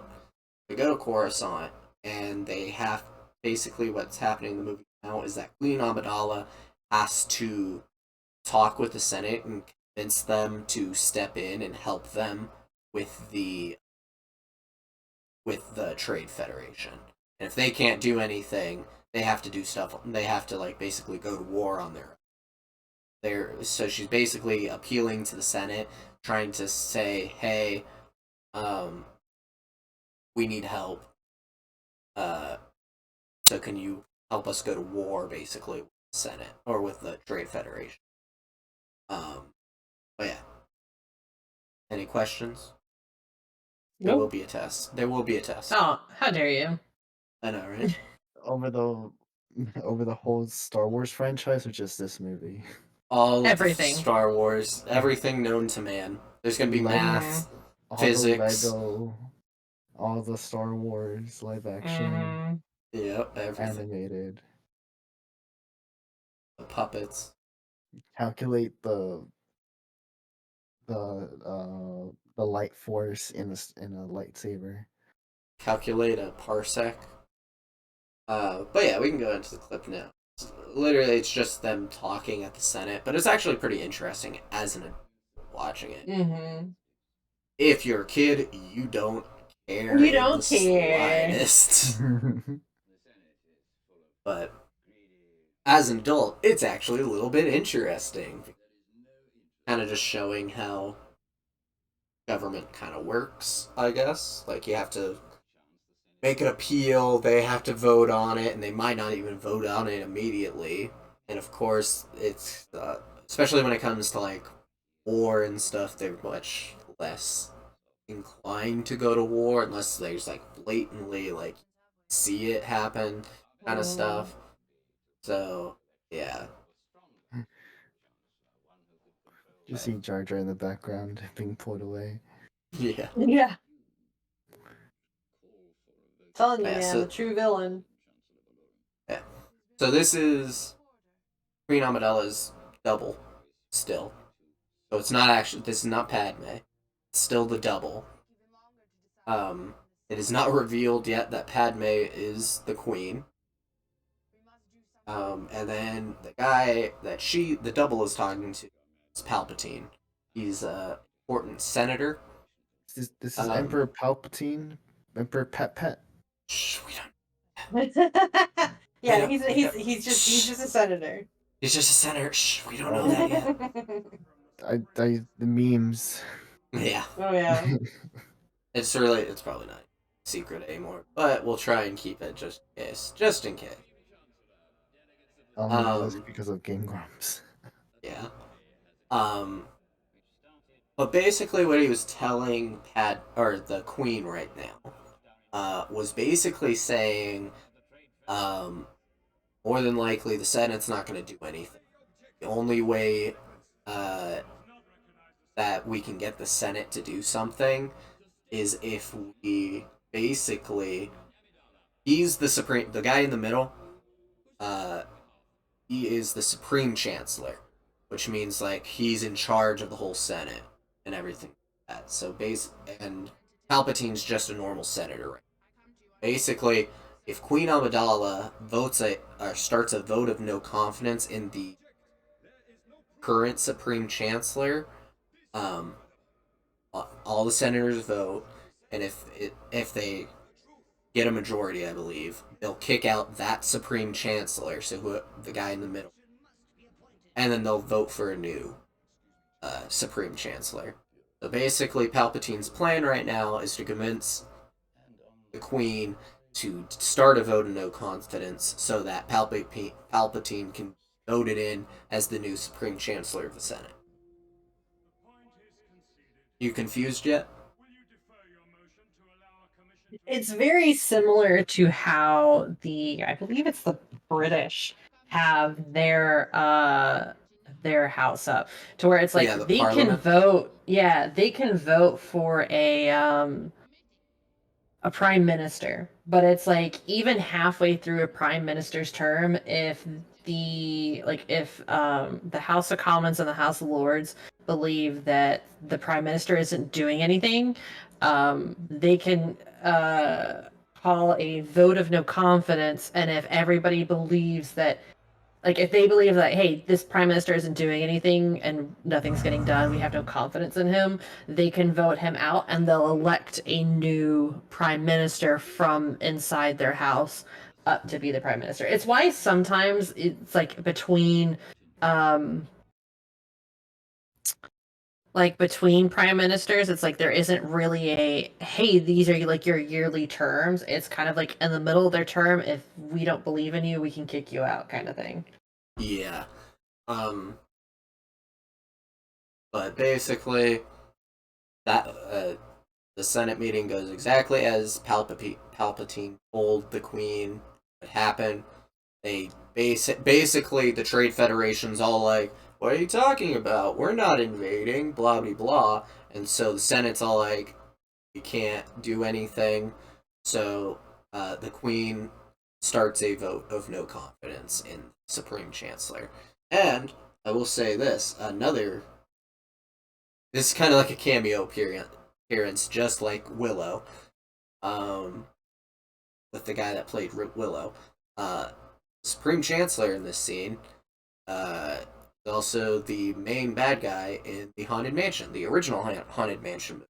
Seen that? Interesting. Yeah, with the one with Eddie Murphy. So Yeah. so yeah, that is the same guy. Just a little cameo. Obviously, a vote of no confidence happened. So, Mm-hmm. and I will spoiler alert this. Spoiler alert: Palpatine becomes the Supreme Chancellor. So I don't think he becomes. I don't know if he does in this movie. He might actually be Supreme Chancellor by the end of this movie. Um, but he for sure is Supreme Chancellor by episode 2. Yeah. Anything about this scene in particular? Not a big scene, I know, but kind of important. Nope, not for me. I'm all good. Okay. Yeah. I guess the only thing else I'll highlight is that it kind of just shows how Palpatine manipulates people and stuff like that. But we'll move on to number 6, which, I mean, come on. The This is final. Yeah, this is the final clip. But, of course, we're gonna. Why wouldn't we do the fight between Obi-Wan Kenobi uh, and Darth Maul and Qui-Gon Jinn, obviously. So, clip number 6, Qui-Gon and Obi-Wan fight Darth Maul. Kind of sums it up. Um, I guess. This. Do you need. What's it? Oh, I was gonna say this is the birth of the greatest song of all times. Yeah, definitely. A really great soundtrack for the song. It's iconic for Star Wars. Even if you're not a fan of Star Wars, you probably have heard this music. Um, Context wise, after they realize the Senate's not going to help, they decide to go back to Naboo. And so the crew, the team, go and see the Gungan, the Jar Jar's people. Mm-hmm. And they make a deal with the Gungan people uh, so that they can have an army to fight the Trade Federation. The Gungan agree. This is when it's revealed that Padme is actually Queen Amidala. Once again, comes out of nowhere. You don't even know what's going to happen, but it happens. And so they're sneaking in. Qui-Gon and them are all sneaking into the palace so that they can basically capture the viceroys. Those are the Trade Federation leaders at this place. And some of the team is also took ships to try and take out the Trade Federation ships blocking the palace, or blocking the planet. While the Gungans fight the droid army so that they have enough time. There's the context of what's going on. And when they get there, Qui-Gon and Obi-Wan run into Darth Maul and basically hold him off while the rest of them go off to get the Viceroy. So we'll start the clip now. But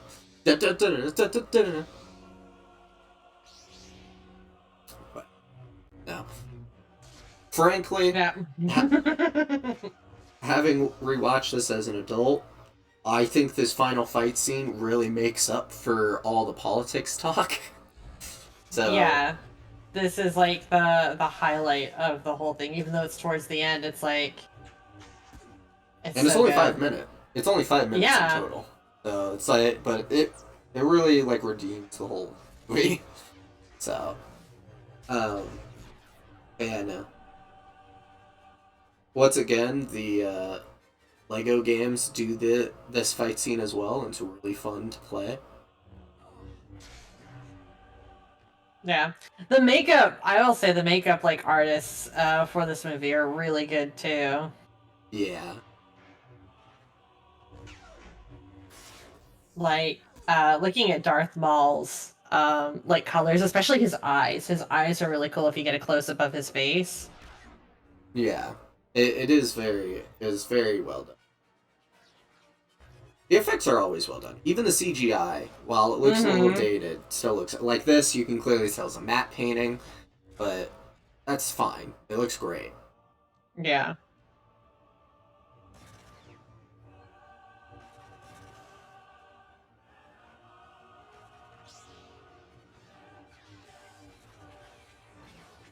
Oh yeah. They also have a super good. jump. If you didn't know, Phoenix, that's how he got Yeah. jumped Yeah, up they flights. have You're also immune to like fall damage. I've noticed. Yeah. Well, they use super the force, speed, so. super jump. What can the Force not do? Um, Make food. I was I gonna don't make know, a man. dumb. I was gonna make a dumb joke and say it can't bring my dad back from getting cigarettes. Oh no. Oh no, I'm joking, but Oh I don't no, know. he's I couldn't meditating think or of a good something. joke. So he's actually what he's doing is basically attune. He is meditating. He's basically trying to attune to the force, so that he kind of knows when. That way he knows when the thing's gonna open up, and he's also not exhausting himself. Listen, I don't know. Listen, he had super speed before, okay? He should have been able to run through all those. Right? That's true. There's some flaws in this Star Wars logic.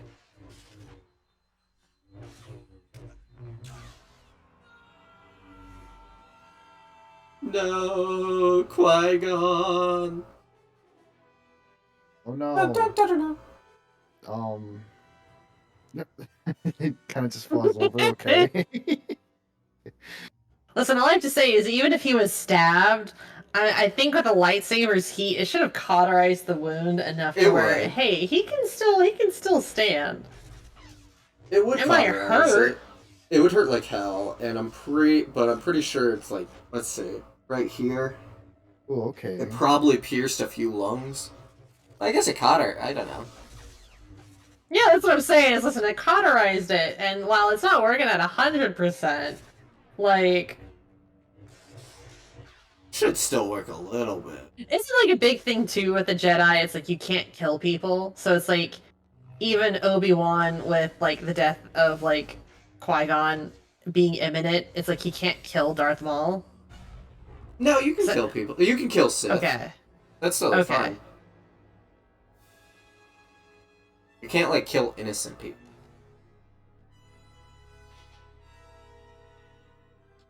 Well, like they kill tons of Cool. Sith people. You lost your main weapon. It's more of as long as you're like fighting and like they die while you're like when you're about to be killed, you kill them. That's fine. But say you've already taken them down, it's not all right to kill them after they're already dead, or like after they have been taken down, or not fighting back, kind of thing. And also, if you know Star Wars history, I know this isn't canon anymore. Like the books aren't canon, but apparently in the books, Darth Maul survives that. What? He survives Yeah, getting cut in half. Yeah.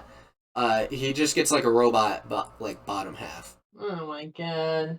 If like in some of the, it's like in the comics or in the books, and I know those aren't canon anymore, but screw me, who cares? Or sue me is what I meant to say, not screw me. Oh, bless me. Oh. But yeah, so Darth Maul technically survives that. So Qui-Gon definitely could have. Yeah, exactly. If safe. Darth Maul can survive, so can Qui-Gon, but it doesn't make for that great of a story. I guess just to finish off what happens in the movie. Basically, after this point, good guys win. They stop the Trade Federation. Big celebration party. After Qui-Gon died, well, before Qui-Gon died, he basically told Obi-Wan that you're not my Padawan anymore. I consider you a master. You're ready for the trials of being a master.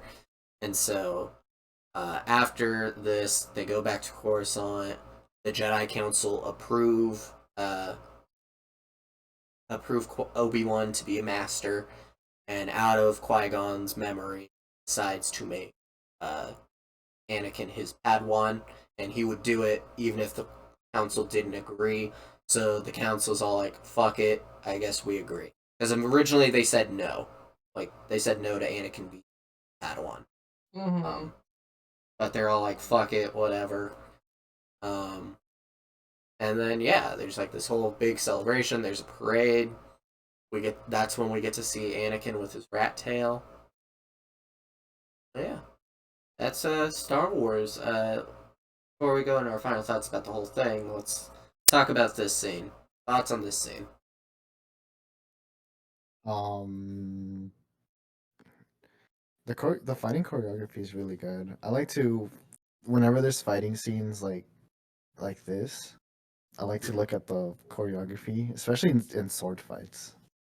Cause Yeah, whoops, I'm and this moving is like stuff. sword fights just with lasers. Yeah, and so like, well, it's hard because they're not actually like it's light. It's You're not actually fighting with physical objects, I guess, like in traditional sword fights, like in uh, is it the Princess Bride or whatever? Is it that Yeah, one? there's that. Um, but it's very solid. Like it actually looks like they're making contact. It's a bit like weak sometimes, but it's a solid fight. I was When he's hanging over the ledge, I was actually thinking like, can't he just like super jump back up, like push Yeah, himself against the wall, super jump, and he did. I'm like, okay, thank God. I would have been pissed if he didn't do that, or like I don't know, that'd be some irrational. obvious. I don't know. Obviously, we don't have lightsabers in real life, or at least not in the sense like this where they can melt anything. Not yet. Basically, it's basically just like plastic and the thing that's going on. Yeah, But yeah, not yet. We'll get there someday. Someone will make one. But yeah. pretty sure they already made one.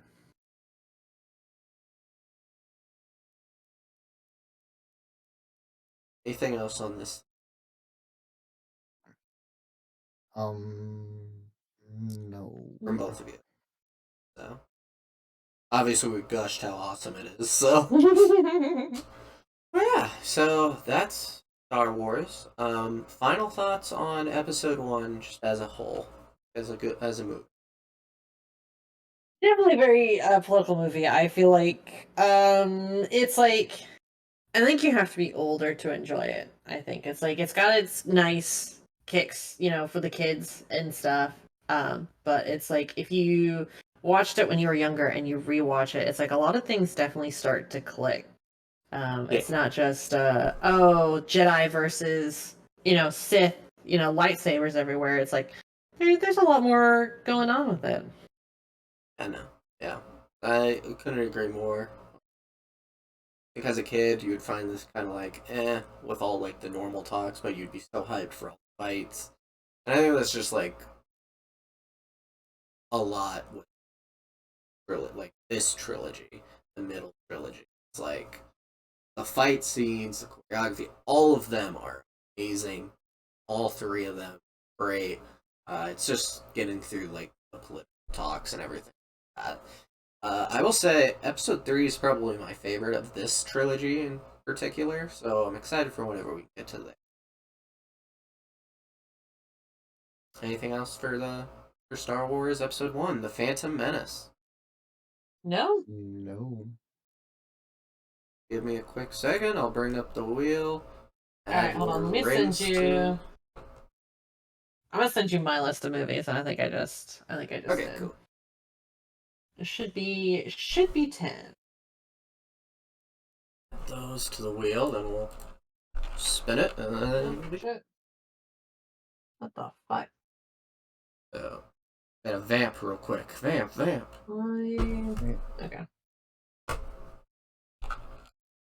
Interesting. Yeah. That's so goddamn interesting. That's crazy. Yeehaw. Get it in.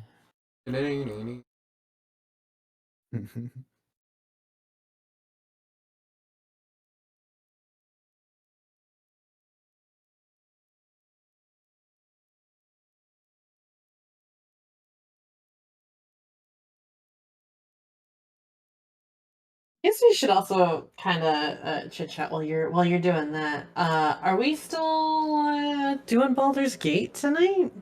Yeah, I just need like a quick second to get something to eat.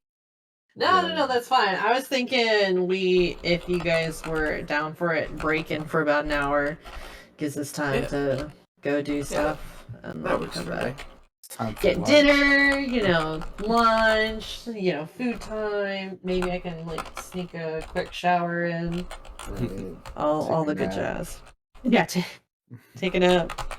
Baldur's I Gate. yeah, play Baldur's Gate for like 24 hours. The usual. I have to make sure. I have to see what time I have to work tomorrow. I have to work early, I think. I like how you like Asterion. I hate him. Oh I my cannot god. support him. Let me tell you, Asterion. I have found a new appreciation for him. Oh my god. I can tell. Number 1 simp. I will call myself out. Let's go. Ah, my boy. How do you? I was ready. How? I'm a number 1 How? simp for Karlach. I love Karlach. I love Karlach too. Oh But- damn. But I don't. There's something about Shadowheart. I don't know what. Oh, okay. I was worried. I was like, I hate Shadowheart. You hate what? I liked her in She's the just beginning, She's And just then- annoying. and then it was like, she's kind of got interesting, but I'm all for Asterion. Oh my god. He's I so- want to experience the other But ones, but he's so like I don't know. Like I feel like I don't something about Asterion I just don't like. Like I talk to him, I'm just like this guy. he's great. He's a No. giggle. I What love do you Maybe him. guys, Wait, what do you guys think of? spoilers? What's her name? Well, I've only been on Act 1. That's as far as I've gotten. Are you talking about Lacelle? no. Who, me? Trey. What do you guys think of Lisa or whoever that chick is? Yeah, they get Yeah. Yankee. Mm-hmm. It's Yankee. Yeah. I don't like her. But I don't either. a lot I just wanted to say that too. people really like. There are some people out there who like her, and there is a speed run. There is I'm pretty sure. I think it's like down to like 2 minutes. It's like 2 minutes and it's like 40 seconds now. Fuck or whatever. Yeah, it's a sex speed run. Any percent Yeah. sex speed run, and she is the quickest.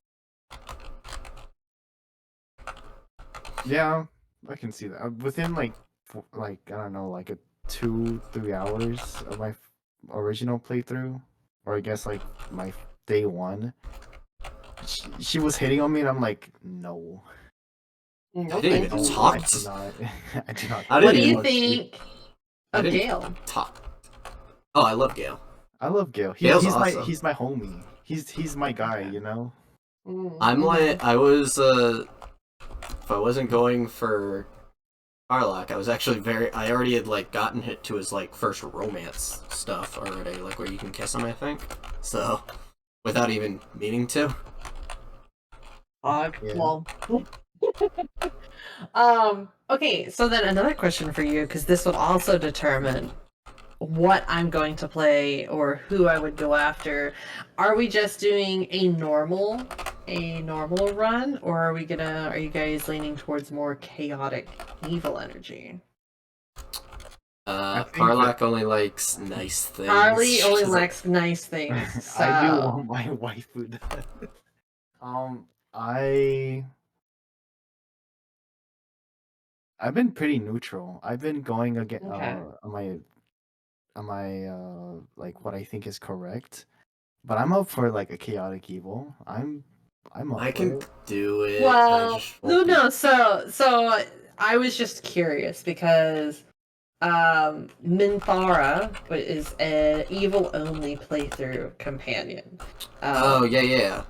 We can do that. So I'm fine with that. it's like I am down to do that on my own separate time and like simp for her if she turns out to be the one. I just know either way I was gonna play Asterion. Go So towards him. we could do that. I just won't be able to go for Karlak when Karlak leaves the party as soon as you Yeah. side with her. So Really? which is fine. Yeah. We I can didn't do know a that. Karlak one because I don't mind because then that means that I can do an evil one and then I won't have to feel the weight of other people's opinions upon my actions. It'll just be me.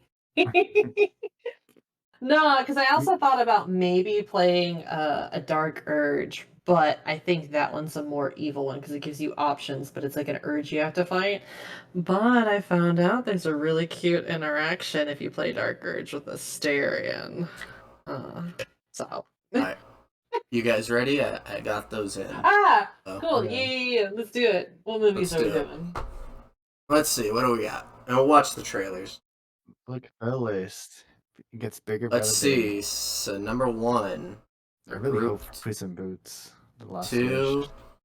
We get Steven Universe Season 1. Wait, we have to Yes. watch the whole.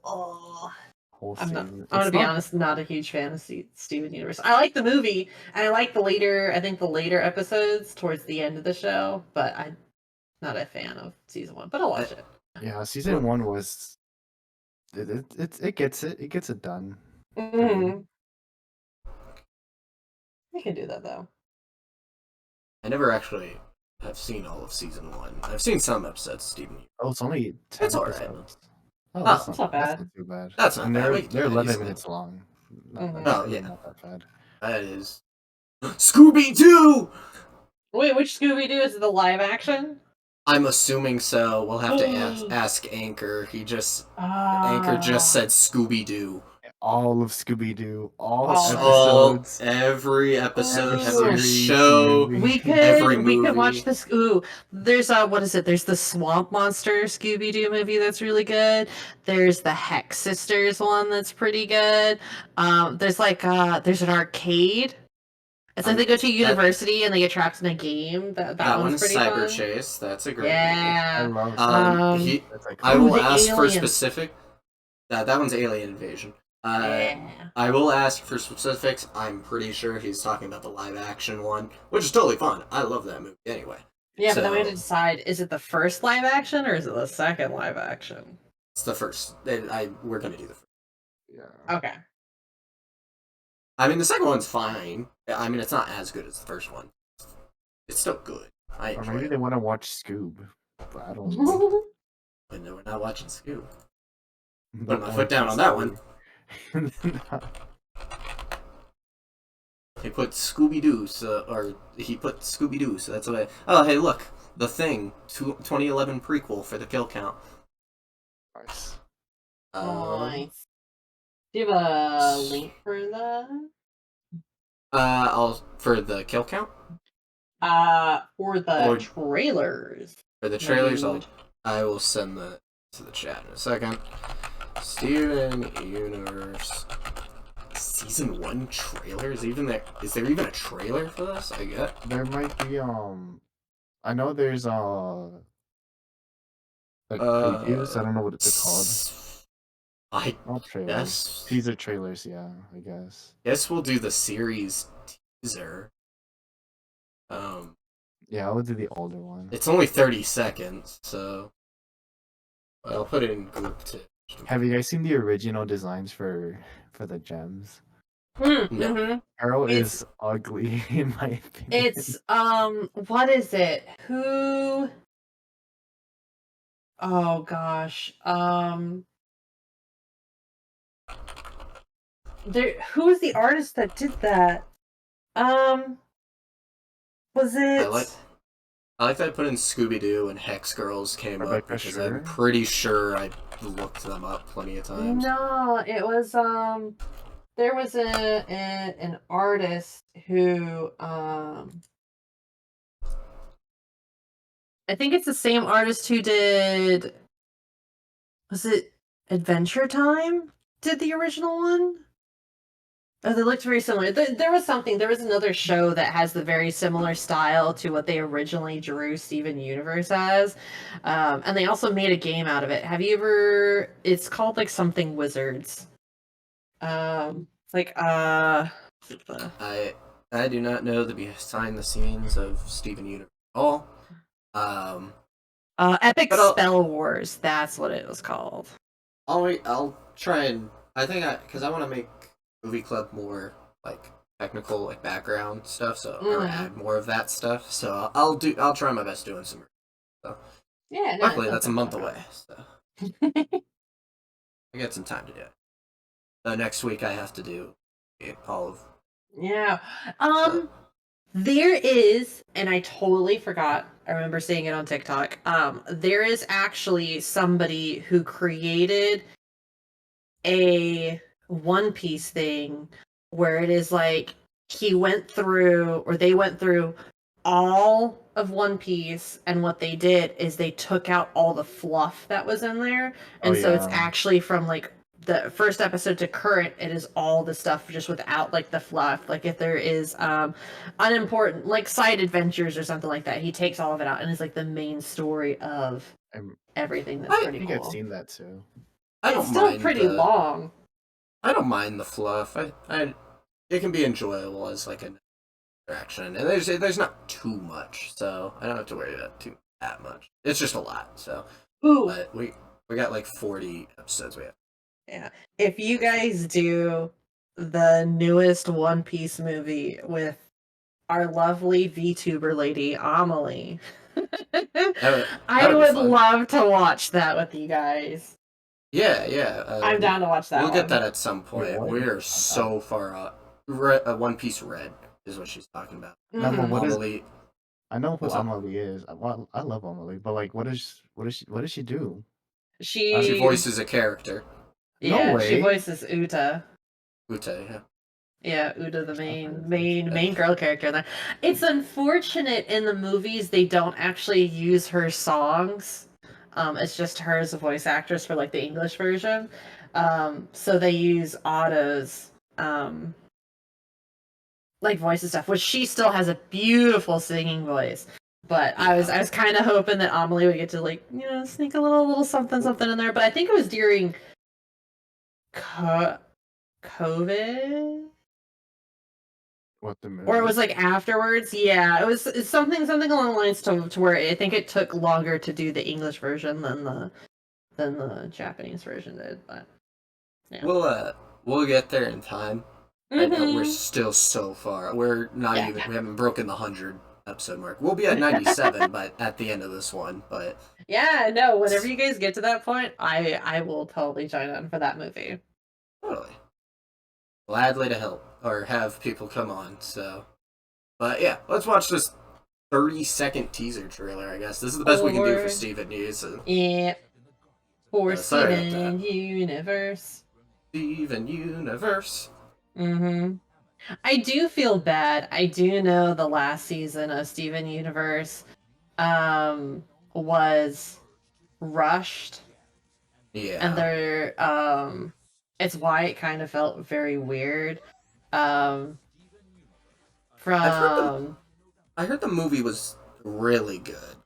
Yeah, the Yeah. movie is really good. The after series is really entertaining too. Um,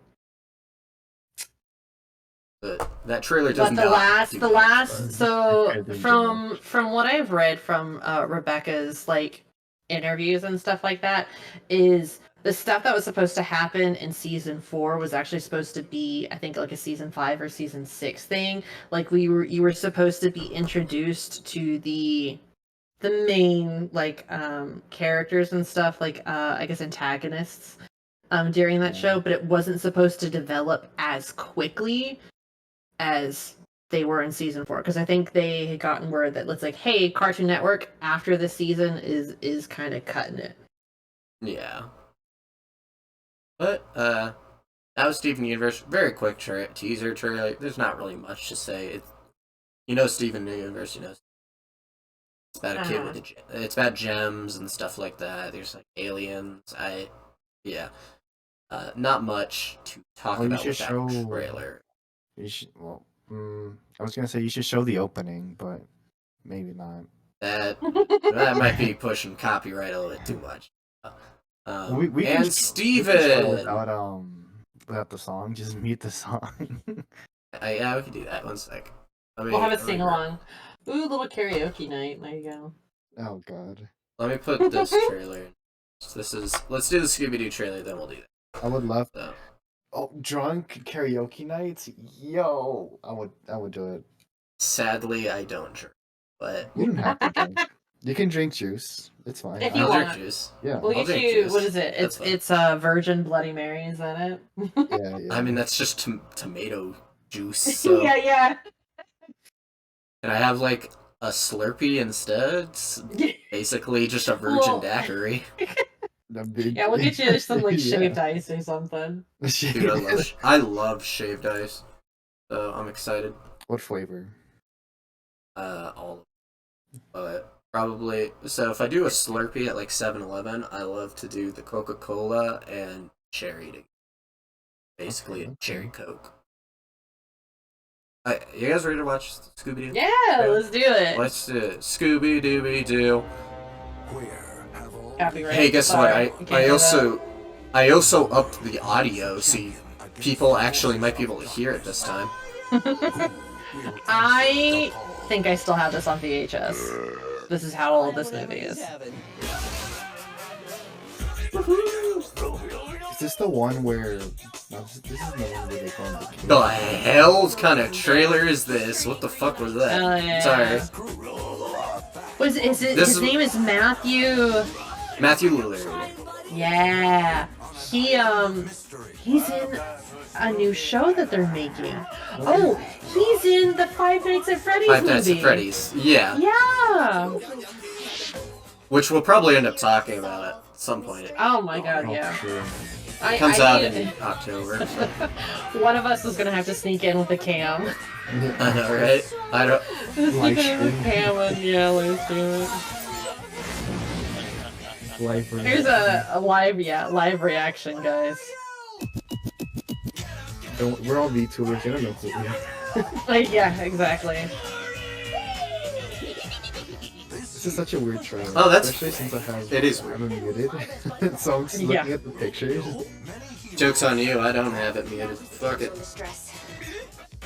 Yeah. Well, it's funny. They showed a deleted scene that isn't actually in the movie, and I noticed it because they have put it on Twitter and stuff before. They do that quite a bit. Like they'll put deleted scenes in like trailers, and they're like, oh my god. I mean, But- what is there to say about Come on, you haven't seen Scooby Doo. Who hasn't? So, amazing. Gen Z. I love it. Mm. I love it. Matthew Lillard is amazing in it. All the main cast is amazing. Do that next month. But also, Matthew Lillard does voice Shaggy now. Cartoons since Mission Incorporated. Oh, that's so nice. Or was not Corey Feldman. That's not close. Casey Kasem, who was Shaggy for a number of years. He retired, stuff. he was getting old, so he gave the position to Matthew Lillard because he did such an amazing job to live action movie. So now he literally has voiced Shaggy all these years. That's why there was a big controversy when Scoob came out and they replaced the whole cast. Like Matthew Lillard wasn't Shaggy in. Wow. Yeah, and everyone. That's why not a lot of people like that movie. And there's a ton of it. Also, is weird pacing wise. Doesn't feel like a Scooby Doo birds. Mm-hmm. Yeah. We can do the intro to Steven Universe. Just I guess that's at least enough. Like we can watch it. It's enough to like. There's a 3-minute version with the theme song sing along. Just do the 30s. What would do the original? I'm just doing the original and screw it. I'm not gonna mute it. Oh, It's like day. You think we can't, but we'll always find a way. Do do do do do do do. Billy Lynn, Garnet, Amethyst, and Pearl and Steven. Do do do do. And Steven. yeah. Oh, he should have been eating a cookie cat instead of a hot dog. What But an hot dogs are good. opportunity. Yeah, but like the iconic thing is the cookie cat, not a hot dog. Well, I guess episode 1. It's a hot dog. If every pork chop were, what was it? If every pork chop were perfect, we wouldn't have hot dogs. But there we go. That's another movie club. That was The Thing in Star Wars. And next month we get Steven Universe Episode 1 and we get Scooby Doo, the live action movie, I'm assuming. Ooh. Hooray! Which will be fun. I actually Let's just watch the live action and he's totally talking about one of the animated. Yeah. He probably is. I'll try and message him and make sure we know that beforehand. Yeah. But yeah, no. Thank you everybody for coming and watching. I'll try streaming Baldur's Gate, but I don't know if my computer can handle it. We'll see how that goes. It's rough. Like It's very rough. even with Yeah. mine, it's like I've had to reduce the resolution for my stream and for the game. Otherwise, I have to figure out what it is. It's a Baldur's Gate thing, not a computer thing, because it keeps saying like the encoder is wrong.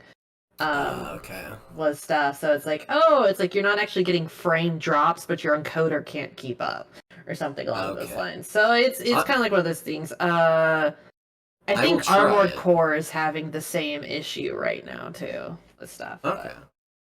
I will try to stream it. We'll see how that goes. If not, I think recording it might be easier. Yeah, that'll be fine too. But yeah, thank you both for coming.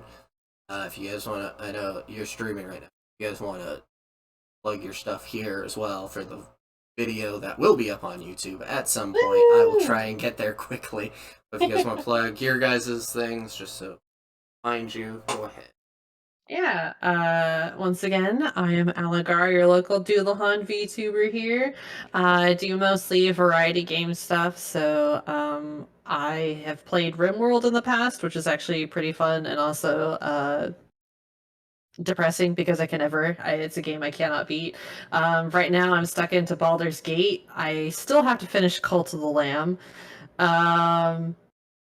I have a Twitter account that I usually post stuff from, updates, little life hacks and stuff that I'm doing. I think it's Alagar _ is my Twitter handle. I have a YouTube, but I haven't posted anything on there just yet. And then you can always find me on Twitch, and I try to post my schedules up on Twitter, just so everybody knows what I'm doing and where I'm at. Phoenix, you go ahead. Outro, correct. I know how to do outros. My name is Nightship Phoenix, aka Phoenix, aka Tollboy. That's a long story. If you want to know the context behind it, go to my YouTube at Nightship Phoenix. Out of the Twitters, my Twitter's weird. My Twitter is ns-phoenix, I believe. Let me double check. So _ Yeah, I know it's like It was gonna be Night Shift Phoenix, but it was too many letters, so I had to abbreviate. So NS_Phoenix VT. And if you don't know, you can always go to my Twitch, and I have all my links in my bio, I believe. Hey, I'll just say I'm Trebon1. That's Twitch channel, of course, and then I'm at Scientist Vtuber on both and Twitter. So follow me there. But once again, thank you to both of you two for coming and talking to me. It was awesome. Thank you to everybody that came and watched. That was really fun. I hope you enjoyed. And I hope you'll come back for another discussion. I know this week or next week I will be doing another bring your own subscription stream just to watch some movies, hang out, probably watch a little bit of One Piece since I got about 40 episodes I need to watch. So, but woohoo, I mean, I like it. But yeah, thank you everybody for coming. Hope you enjoyed, and I hope you come join the discussion again. So, bye for now. Pause. Woohoo! Pause. Yay.